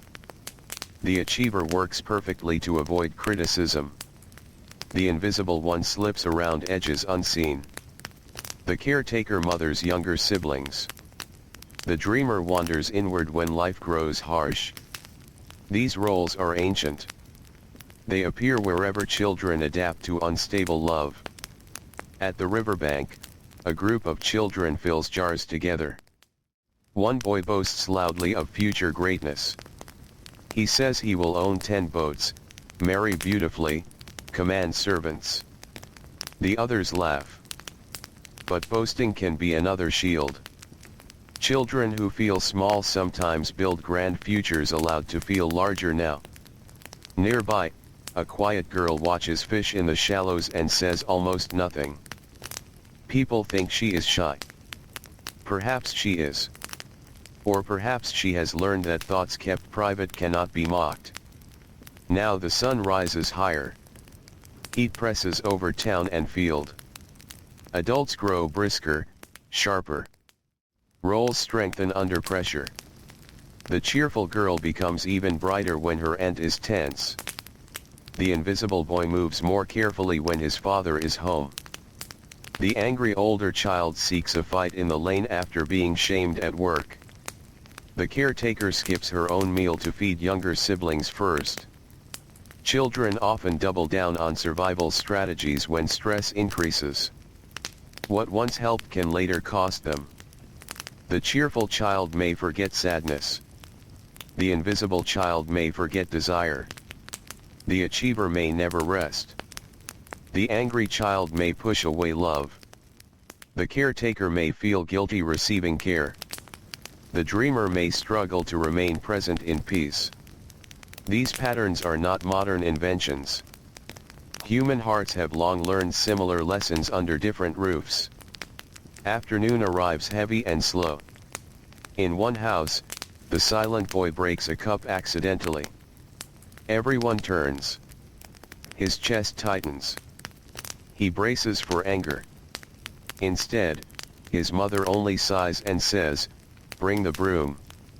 He almost cries from relief. Children shaped by fear often expect punishment long after danger lessens. Gentleness can feel shocking. In another house, the cheerful girl finally grows tired and speaks sharply to a younger child. Adults stare as if surprised the sun could cloud. Roles can trap not only the child, but everyone around them. When people rely on a child to be easy, they resent seeing the child's true strain. As evening comes, streets cool, and shadows lengthen. Children gather briefly to play. Now some roles drop for an hour. The angry child laughs during a running game. The quiet girl sings loudly when no adults are near. The caretaker forgets responsibility and chases others through dust. The achiever misses a target and shrugs. Play can reveal the self hidden beneath adaptation. This is one reason it matters so deeply. Night rises again. Families climb to rooftops. Stars spread across the sky. The invisible boy lies awake wondering what it would feel like to shout just once. The cheerful girl wonders whether anyone would love her if she were sad. The angry older child wonders why kindness from others makes him uneasy. The caretaker wonders what it would feel like to be looked after. The dreamer imagines a house where no masks are needed. These thoughts drift quietly through many young minds across time. No scribe records them. No monument names them. Yet they are part of history too. Because empires are built not only from stone and grain, but from inner lives carried by ordinary people. The river moves in darkness beyond the sleeping roofs. A breeze cools tired faces. And tomorrow, we will walk into moments of healing, the rare teachers, relatives, friendships, and small kindnesses that help some children feel safe, if only for a little while. The night is calm over the river country. Moonlight rests on the Nile in long trembling lines. Boats drip gently at their ropes. Mud brick walls glow pale in the dark. From rooftops comes the soft sound of sleeping families turning in dreams. Somewhere a child murmurs and settles again. After many nights of burden, let us walk tonight towards something quieter. Not the absence of hardship. Not a world suddenly made easy. But the small places where healing could still be found. Because even in difficult ages, children were not shaped only by fear. They were also shaped by kindness. A single steady person. A friendship. A safe corner. A repeated act of patience. A day when no one shouted. A hand that reached gently instead of harshly. These things could not erase suffering. But they could soften it. They could teach the body another possibility. Let us begin before dawn in a village house where a grandmother wakes first. She moves slowly, knees stiff, but her presence changes the room before she says a word. She lights the morning fire. She hums under her breath. She arranges bowls quietly so no one startles awake. 2 grandchildren sleep nearby. When they wake, they rise more easily on mornings when she is there. Children often know who makes spaces safer. Not always the strongest person. Not always the richest. Often the calmest. The grandmother does not speak much about feelings. Few in her time would. Yet she practices steadiness. When the youngest spills water, she simply wipes it. When the older child grows frustrated, she redirects with another task. When voices sharpen between adults, she asks someone to help outside. She lowers storms by a few degrees. Many children across history were protected by people like this. Not heroes carved in stone. Quiet regulators of ordinary life. Now the sky brightens. The children walk with her to the river carrying small jars. She moves slowly enough for their short legs. She points out bird tracks in mud. She names plants along the bank. She tells them which clouds may bring wind later. Safety often arrives through attention. When an adult notices the world with a child, the child feels noticed too. At the water's edge, the youngest slips. Fear flashes across the child's face. But the grandmother catches an arm firmly and says only, "Steady now." No ridicule. No anger. No lecture. Just steadiness. The body remembers such moments. Elsewhere in town, another kind of healing waits. A boy who works in a carpenter's yard arrives early. He expects the usual sharpness of the day. Instead, the old carpenter hands him a small piece of wood and shows him how to shape a smooth edge. Not because it is needed. Simply to teach. The boy concentrates, tongue pressed to one side of his mouth. When he finishes, the old man nods once. Well done. The words are simple. They land deeply. Children who live on criticism can grow strong from one sincere approval. Especially when praise is not for pleasing, but for learning. The boy keeps the carved scrap hidden in his sleeping place for years. Proof that he could create, not only obey.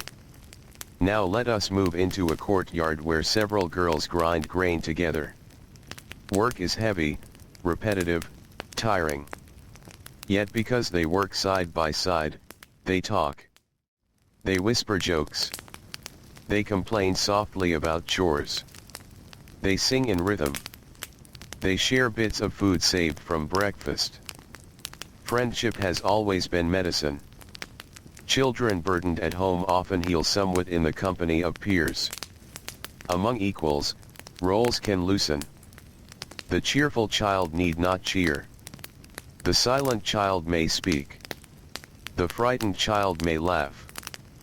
One girl admits she fears being sent away to relatives. Another says she was sent away and survived it. The first girl breathes easier. Sometimes safety is not protection from hardship. Sometimes it is simply not facing hardship alone. Midday heat rises. The town grows harsh and bright. Tempers shorten in many homes. Yet in one shaded lane, children gather around a storyteller who cannot work heavy labor anymore. He sits on an overturned basket and speaks of wandering sailors, hidden gardens, talking animals, and clever servants who outwit cruel masters. The children listen wide-eyed. Stories do more than entertain. They organize hope. They teach that danger can be named, navigated, outsmarted, survived. They give children language for justice long before justice arrives. In many eras, stories were among the few emotional tools widely available. Now afternoon settles slowly.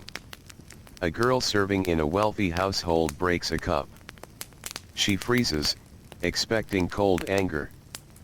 But the mistress, exhausted by her own worries, merely waves a hand and says, "Sweep it carefully." The girl's knees nearly weaken with relief. Sometimes healing comes through nothing dramatic at all. Just the harm that did not happen. The shout that did not come. The blow withheld. The mistake survived. Children living in fear often feel peace most strongly in ordinary mercies. At the river docks, the older boy carrying load slips again on wet planks. This time another laborer reaches out quickly and steadies him before he falls. "Watch your feet," the man says, not unkindly. Then they continue. Many working children learned resilience not only through hardship, but through rough camaraderie. Shared bread. Practical warnings. A shoulder underweight. A joke after embarrassment. Care does not always look gentle. Sometimes it looks useful. Evening approaches. Shadows lengthen. The heat loosens. Children often brighten visibly at this hour, sensing that the hardest part of the day is ending. In the village house, the grandmother tells the two children to gather reeds for mats. On the walk back, she asks the older one why he has been so quiet lately. He shrugs. She waits. Children often speak when not pressed. After a while he says he fears his father's anger. She nods as if hearing weather reported. Then she says, "Your father carries heavy stones in his chest. But they are his stones, not yours." The words are not modern. They are wise. The child does not understand fully. But something in him loosens. Many children need only one person to name reality clearly. To say, "This is happening. It is not all because of you." That truth can become shelter. Night comes. Families climb to rooftops. Bread is eaten. Lamps dim. Stars rise in countless numbers. The carpenter's apprentice lies awake tracing the carved wood in his hand. The girl who feared being sent away remembers her friends laughing over grain stones. The older boy at the docks remembers the laborer's steady grip. The quiet child remembers his grandmother's words. These moments seem small from a distance. Yet inner life is built from small things repeated. A child who receives even scattered experiences of safety may carry a stronger thread through later years. Not perfect. Not untouched. But stronger. The river glides through darkness beyond the houses, unchanged and ever moving. And tomorrow, we will walk into what happened when these children grew older, how some repeated the old hardness, how some changed it, and how the memory of safety, even brief safety, could guide a life. The stars linger above the Nile a little longer tonight. The air is cool, and the rooftops are quiet except for the soft rustle of sleeping bodies shifting on woven mats. Somewhere far off, a dog barks once and then decides against another sound. The river keeps moving in darkness, carrying moonlight in broken lines. Many of the children we have walked beside are growing older now. Years pass quietly in history. No trumpet announces them. No page is turned. A child carries water one season, and by another season the jar rests easily on the hip. A boy trails behind workers in dust, and later his stride matches theirs. A girl watches infants while still wanting to play, and later she holds a child of her own. Childhood fades often without permission. And yet the feelings carried from childhood do not fade so quickly. Tonight we walk into the years when children became adults, bringing with them all they had learned about safety, fear, tenderness, silence, duty, and love. Let us begin before dawn in a village house where the once quiet boy is now a young man. His shoulders are broader. His hands are roughened by labor.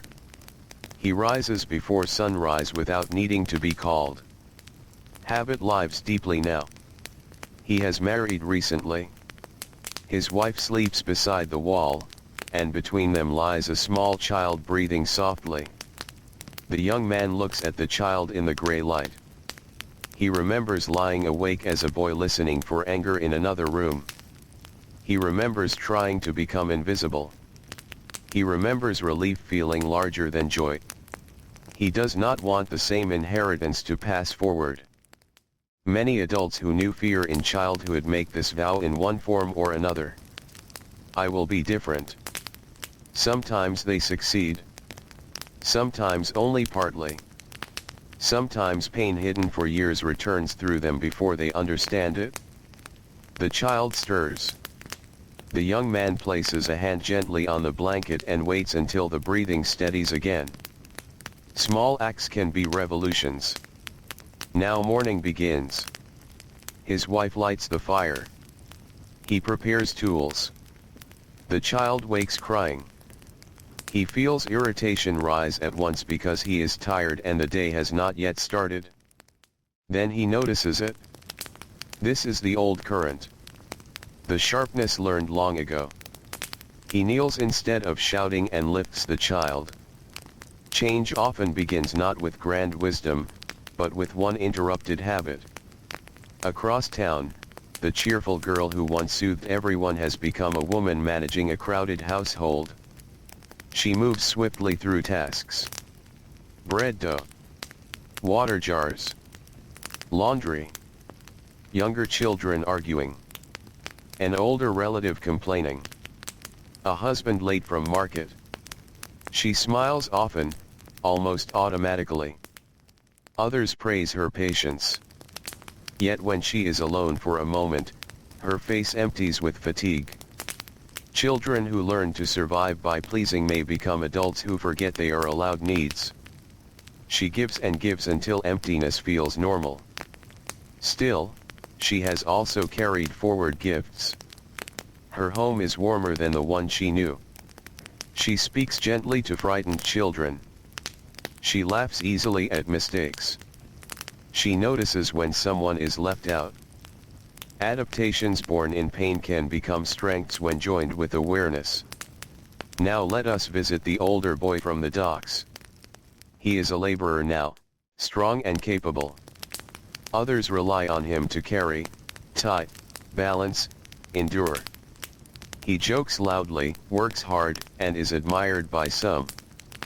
But kindness unsettles him. When a friend offers help, he refuses too quickly. When a woman speaks softly to him, he becomes suspicious. When rest is available, he chooses more work. Many children raised in hardship learn to trust struggle more than peace. Peace feels unfamiliar. Familiarity often masquerades as safety. By midday, heat presses down on fields and streets alike. Adults now carry the burdens once carried by those before them. Taxes, illness, Aging parents. Hungry children. Broken roofs. Uncertain harvests. The great machine of ordinary life continues. Yet within it, choices still matter. In one home, a father returns angry from work and nearly shouts at his son for dropping grain. He stops, breathes, and asks instead what happened. The room changes. In another, a mother who was often ignored as a child listens seriously when her daughter speaks of fear. The child's face softens in surprise. In another, a man repeats every harshness he once knew because harshness feels like authority. Cycles can continue. Cycles can bend. Cycles can break slowly. History is full of all three. Afternoon settles hot and bright. An older woman, once the overburdened girl sent away to relatives, now teaches a younger niece how to knead dough. The niece makes a mess of flour and water. Years ago, the older woman would have been scolded sharply for less. She almost hears that old voice rising in herself. Instead, she laughs. Again, she says. The niece laughs too. Sometimes healing sounds like laughter where anger used to live. Now let us walk to the river. The young father stands there with his small child balanced on one hip. Boats pass slowly. Reeds sway. The child points at birds and asks endless questions. He answers each one patiently. Not because patience comes naturally every day, but because no one answered many of his. The child asks if the river ever sleeps. He smiles and says perhaps only with one eye closed. The child delights in this. Many adults offer children what they themselves once longed for, even if imperfectly. Attention. Wonder. Gentleness. Time. These offerings matter across generations more than wealth often does. Evening approaches. Smoke rises from homes. The air cools. Children run through lanes until called in. Mothers call names from doorways. Fathers return carrying fish, grain, or simply fatigue. Inside many homes, old patterns and new intentions meet each other. A woman who learned silence tries to speak openly. A man who feared anger tries to lower his voice. A caretaker who forgot herself sits down before finishing every task. An overachiever lets a mistake remain uncorrected. These seem small from outside. Inside a life, they are large. Night comes gently. Families climb to rooftops again, as generations before them did. Stars spread overhead. The young father lies beside his child, who falls asleep quickly after a day of questions. He stays awake longer. He wonders whether he is doing enough. Whether the child feels safe. Whether safety is something anyone can truly guarantee in a world of floods, fever, taxes, and chance. Perhaps not completely. But he knows something now that he did not know as a boy. Safety is not the absence of all hardship. It is the presence of steadiness within hardship. A calm voice. A predictable hand. A person who returns. A mistake survived. A feeling heard. A child not made responsible for adult storms. The river moves under moonlight nearby. The rooftops grow still. And tomorrow, we will walk into the later years when these once children look back on their own beginnings, and how memory itself can become soft, sorrowful, forgiving, or wise. The night has become very still. Above the Nile, the stars shine with a calm that seems older than memory itself. Rooftops hold sleeping families. Courtyards rest in shadow. The last lamps have gone dim in most homes. Only a few remain awake now, those caring for the sick, those burdened by worry, and those whom sleep visits lightly. Years have passed quietly again. The children we followed through lanes and fields, workshops, and rooftops, are no longer young. Hair has begun to silver at the temples of some. Hands have thickened. Knees ache in the morning. Voices carry more authority than before, though perhaps less certainty. Tonight we walk into the later years, when people look back across the long road behind them and begin to understand their own beginnings differently. Memory changes with age. A harsh father may be remembered first as frightening, later as wounded, later still as both. A tired mother may be remembered first as distant, later as overburdened, later as loving in the only language she knew. A difficult childhood may soften in some places, sharpen in others, and reveal meanings hidden for decades. Let us begin before dawn with the young father we knew, now an older man. He wakes slowly on a rooftop mat, careful of his back. Beside him sleeps no small child now. His sons are grown and sleep in their own homes. His daughter has children of her own. For the first time in many years, the roof feels spacious. He sits up and watches the eastern sky pale over the river. Morning used to mean urgency. Now it means memory. He remembers being a boy who listened for anger. He remembers carrying water jars larger than comfort. He remembers relief when footsteps passed without shouting. He remembers one grandmother who made rooms feel gentler merely by entering them. At the time, these moments felt ordinary or confusing. Now he sees their shape. Children live experiences. Older adults often interpret them. This is one gift of time. The older man realizes he became patient with his own children partly because patience was once scarce. He also realizes he became distant at times because distance was familiar. We often pass forward both what nourished us and what wounded us. Now let us walk into town where the once cheerful girl is now a grandmother. Her hair is wrapped in linen. Her hands move more slowly, but still with skill. Younger women bustle around her household now. Children run through rooms she once scrubbed as a servant. A granddaughter climbs into her lap. The old woman strokes the child's hair absent-mindedly and feels something tender and sad rise together. She remembers how often she smiled when young because smiles kept peace. She remembers feeling tired beneath praise. She remembers wanting someone to notice when she was not cheerful.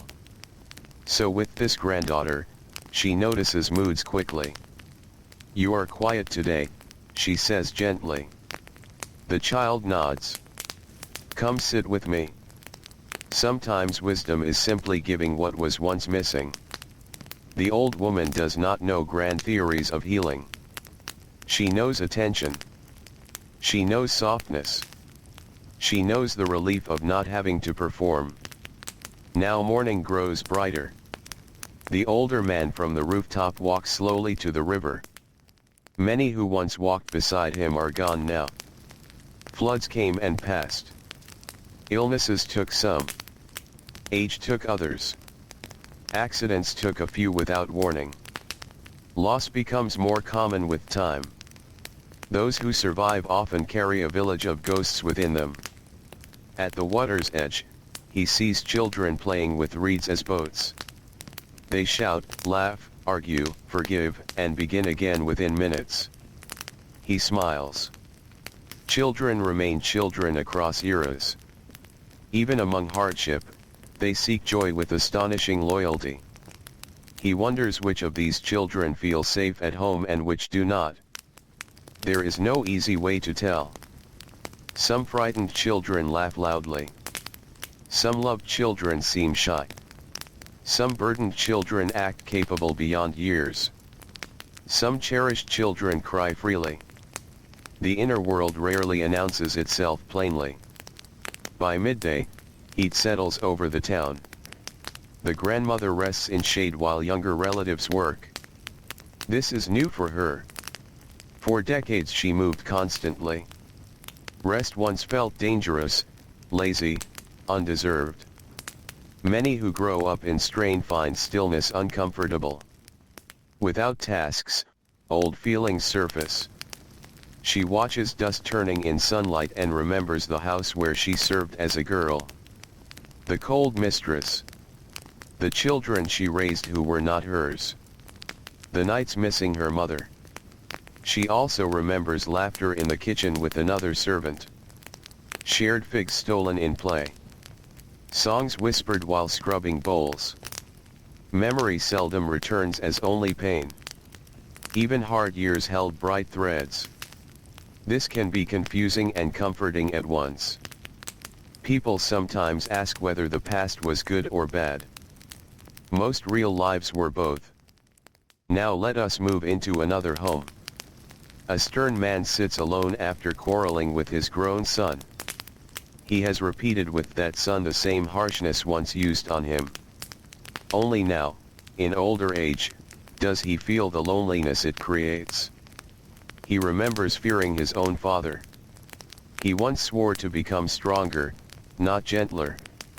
Many confuse those two things when young. Now strength tastes bitter. He considers apologizing. Such thoughts come late to some hearts. Still, late kindness matters. Even delayed repair can soften generations. Afternoon drifts slowly onward. The older man by the river visits his daughter's home. Her children run to him. One climbs onto his knee. Another demands a story. He tells them of a heron who thought himself king of the reeds and was outwitted by a turtle. They laugh. As he speaks, he remembers no one had much time for stories when he was small except that grandmother long gone now. So he became one. Many people unconsciously become the missing figure from their own childhood. The listener. The protector. The playful elder. The calm one in storms. This is one quiet way wounds can become wisdom. Evening approaches. Smoke rises from cooking fires. Workers return. Children are called indoors. The sky turns amber, then rose, then violet. The grandmother sits on the roof with her granddaughter leaning against her side. "Were you happy when you were little?" the child asks. The old woman is silent for a while. Children ask direct questions adults often spend years avoiding. "At times," she says at last. "And at times, no." The granddaughter accepts this easily.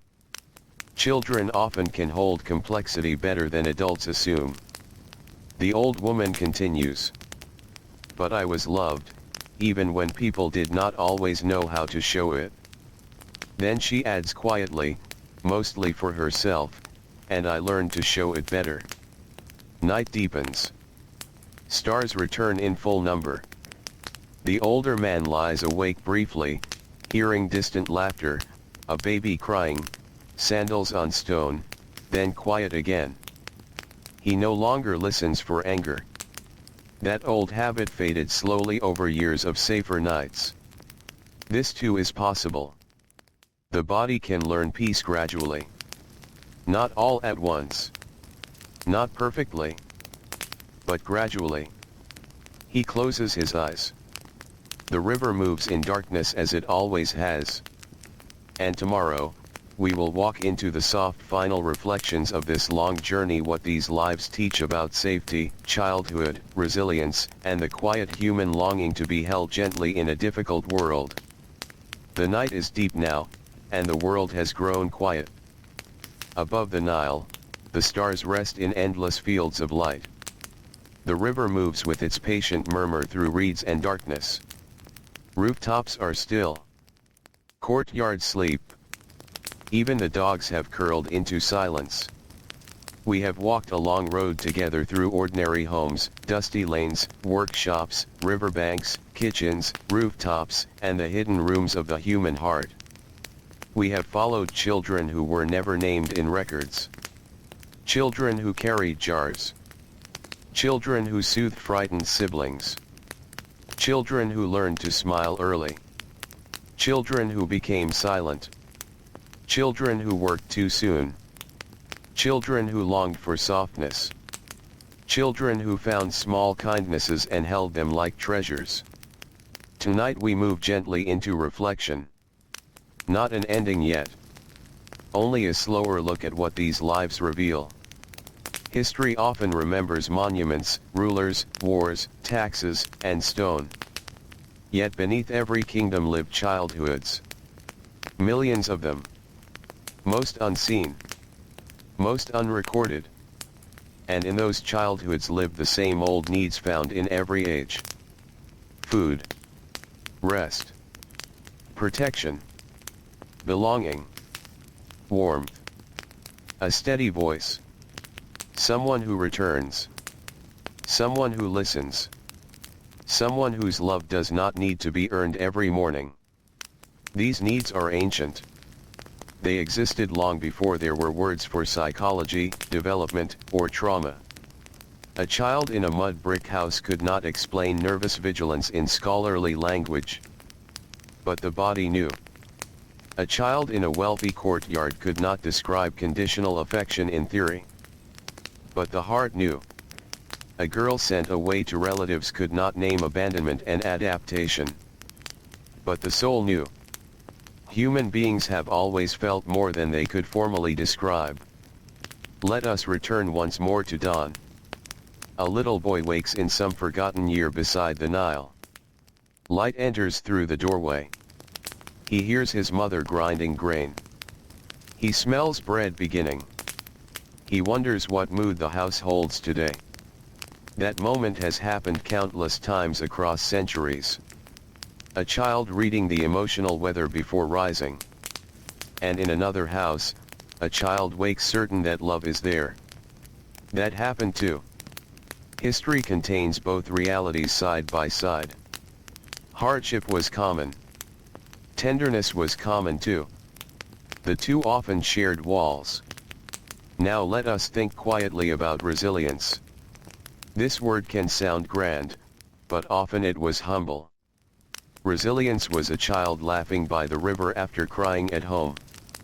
A girl sharing jokes while grinding grain. A boy carving wood after criticism. Siblings inventing games in dust. A young worker still dreaming of boats. A tired mother saving one sweet date for her daughter. A grandmother lowering the heat of a room. Resilience was not invincibility. It was continuation. The small decision of life to keep blooming in narrow cracks. Now let us think of wounds. Not all wounds bled. Some were made of tension. Some of unpredictability. Some of never being noticed. Some of becoming useful before being cherished. Some of carrying adult sorrow too early. These wounds often traveled silently into adulthood. Yet even then, they were not destiny. Many adults bent the pattern. Many softened where others had hardened. Many learned late what safety felt like and offered it forward. This too is history. Now evening returns in our imagination. Families gather on rooftops. The heat has left the walls. Children yawn against mothers' shoulders. Fathers stare at stars after long labor. Older siblings whisper together. Somewhere a flute sounds faintly. In one family, laughter rises. In another, silence sits heavily. In another, apology is spoken awkwardly for the first time. In another, no apology comes, but a blanket is tucked around a sleeping child. Human love is often imperfect and real at once. That has always been true. Let us pause by the river one final time before dawn arrives again. The Nile does not ask whether each family was kind. It passes all homes equally. It carries moonlight past mansions and huts, past gentle households and fearful ones, past sleeping children who feel safe and sleeping children who do not. Nature often remains steady where human hearts struggle. Perhaps that steadiness itself comforted many. The repeated sunrise. The familiar reeds. The call of birds. The cool hour before heat. The stars returning no matter what happened that day. Children often anchor themselves in rhythms when people are uncertain. A river can become a kind of promise. Now the oldest lesson of this journey comes softly into view. Safety is rarely grand. It is rarely made of speeches or wealth alone. It is made of repetition. A calm tone repeated. A hand that does not strike repeated. Meals shared repeated. Feelings welcomed repeated. Return repeated. Repair repeated. Gentleness repeated until the body believes it. And unsafety is often repetition too. So are healing and hope. What happens once matters. What happens often shapes the soul. Night deepens further. The stars seem lower now, as if leaning close to listen. Somewhere in ancient darkness, a child turns in sleep and reaches for the nearby warmth of another body. That reaching is timeless. To seek closeness. To seek protection. To seek rest in the presence of another. Across all centuries, perhaps this is one of the truest things about us. We wish to be held gently in a difficult world. And tomorrow, if you wish, we can let this story fade into its final quiet night beside the Nile. The night is at its softest now. The river moves almost without sound, a dark ribbon carrying starlight through the sleeping land. Palm shadows lie long across the banks. Roofs are quiet. Courtyards rest. The last voices have faded into dreams. Everything feels slower here at the end of the long journey. We have spoken of children who did not always feel safe. We have walked beside them through heat and labor, through kitchens and fields, through sharp voices and rare tenderness, through growing older, remembering, changing.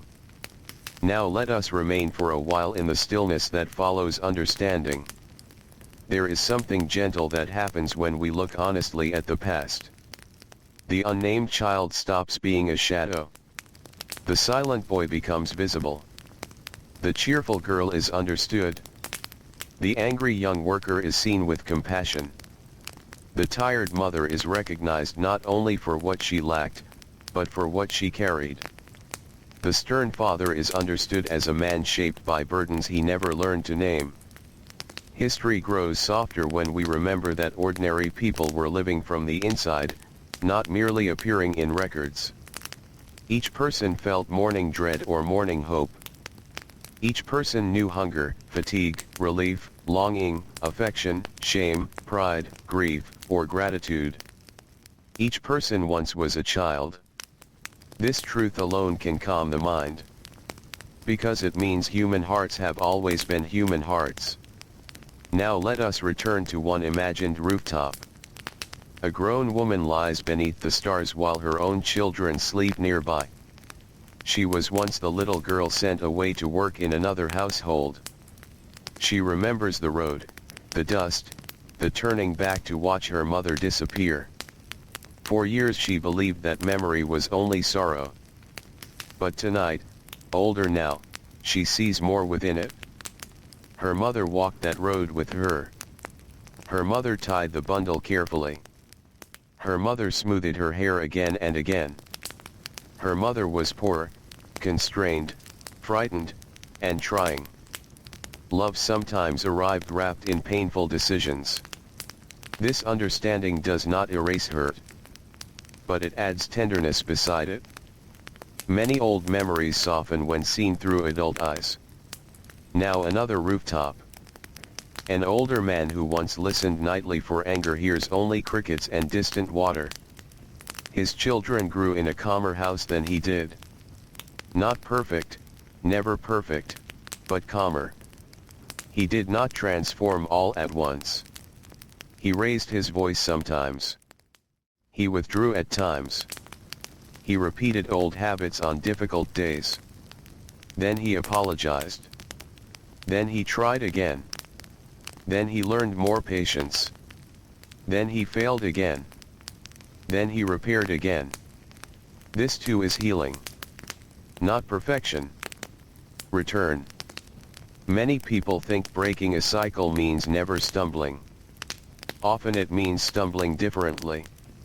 With awareness. With humility. With willingness to mend. Now in another home, a grandmother dozes sitting upright while children play near her feet. They trust her presence so fully that they barely notice it. This may be the highest form of safety. To be so steady that others can relax enough to forget they are being protected. No monument will mark her.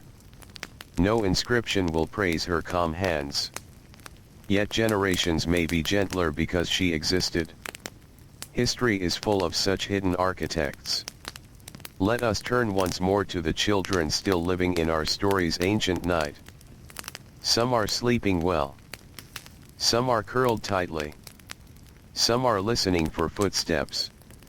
Some are dreaming of boats, bread, shade, laughter, or rooms of their own. Some will grow into kindness. Some into hardness. Most into mixtures of both. Yet none of them are beyond the reach of one kind moment. That has always been true. One teacher's patience. One aunt's welcome. One sibling's loyalty. One friend beside the river.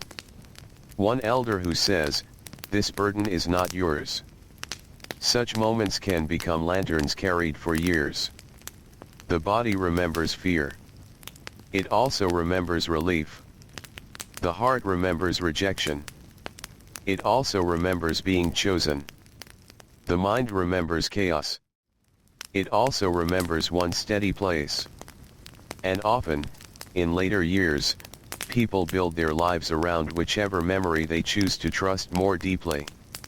Now the eastern horizon begins the faintest change. Not sunrise yet.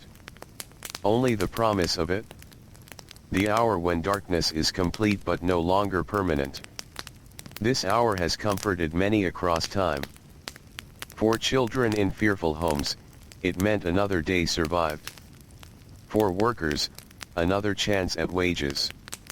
For grieving parents, another morning to continue. For those trying to change old patterns, another chance to begin again. The world renews itself quietly. So do people. Listen now to the small sounds returning. A bird stirring in reeds. A rope tapping a boat. A sleeper turning on a woven mat. Someone below adding kindling to yesterday's ash. The ancient world wakes once more. And in house after house, known and forgotten, children rise into whatever life awaits them. Some will meet tenderness today. Some will create it themselves. Some will carry hope in secret. Some will rest for the first time in many days. The river passes them all with the same patient grace. It does not hurry. It does not judge. It simply continues. Perhaps that is why it comforted so many. And now, as our own long night grows heavy-eyed and still, let the old roofs fade into shadow. Let the jars, the reeds, the warm bread, the sandals on stone, the whispered voices, the cooling walls, the distant flute, the tired hands, the small brave hearts all grow quiet. Let the stars remain above the Nile. Let the river keep moving in darkness. Let the children of the ancient world sleep. And let peace, slow and gentle, settle over everything. Now the night has fully deepened. The river is dark and smooth beneath the stars. Its slow waters carry reflections of moonlight past reeds, docks, fields, temples, workshops, and sleeping homes. The warm breath of the earth has softened. The heat of the day is gone. All across the ancient land, doors are closed. Lamps have gone dim. Bread ovens cool in silence. Tools rest where tired hands set them down. Animals sleep in their corners. Sandals wait beside thresholds for another morning. And on rooftops beneath the open sky, families sleep close together under linen cloth and starlight. The children we have followed through this long journey are resting now. The silent boy no longer listens for footsteps. The cheerful girl no longer needs to smile. The tired young worker has laid down his burdens for a few quiet hours. The child sent away has found sleep at last. The grandmother breathes slowly in the night air. The fathers, mothers, brothers, sisters, teachers, neighbors, and all the unnamed souls of that old world have grown still. Nothing is required of them now. No water to carry. No grain to grind. No temper to fear. No load to lift. No room to manage. No tears to hide. Only rest. Above them, the stars shine with the same calm light that has watched over every age. They watched over ancient children. They watch over us still. And perhaps that is comforting. That across all centuries, beyond worry and noise, there has always been nightfall. There has always been a cool breeze after heat. There has always been a moment when labor ends. There has always been a sky wide enough to hold every tired heart. The Nile continues its patient journey through darkness. It does not rush. It does not resist. It moves quietly onward, carrying moonlight and memory together. Let your thoughts drift with it now. Past the sleeping roofs. Past the palm shadows. Past the still courtyards. Past the fading lamps. Past the dusty roads now empty and silent. Let everything become softer. Let every voice grow distant. Let every burden loosen. Let every room fall quiet. Somewhere in that ancient darkness, a child turns in sleep and settles into warmth. Somewhere a mother exhales after a long day. Somewhere an old man dreams of cool water and morning birds. Somewhere a family, imperfect and weary, rests together beneath the stars. And now the whole land grows quieter still. The reeds no longer stir. The boats no longer creak. The footsteps are gone. The talking is gone. The day is gone. Only the river remains. Only the stars remain. Only the slow, peaceful hush of night beside the Nile. So rest now. Let the ancient world fade gently into darkness. Let the rooftops disappear into shadow. Let the water carry the last small thoughts away. And sleep, softly, as the old river moves on.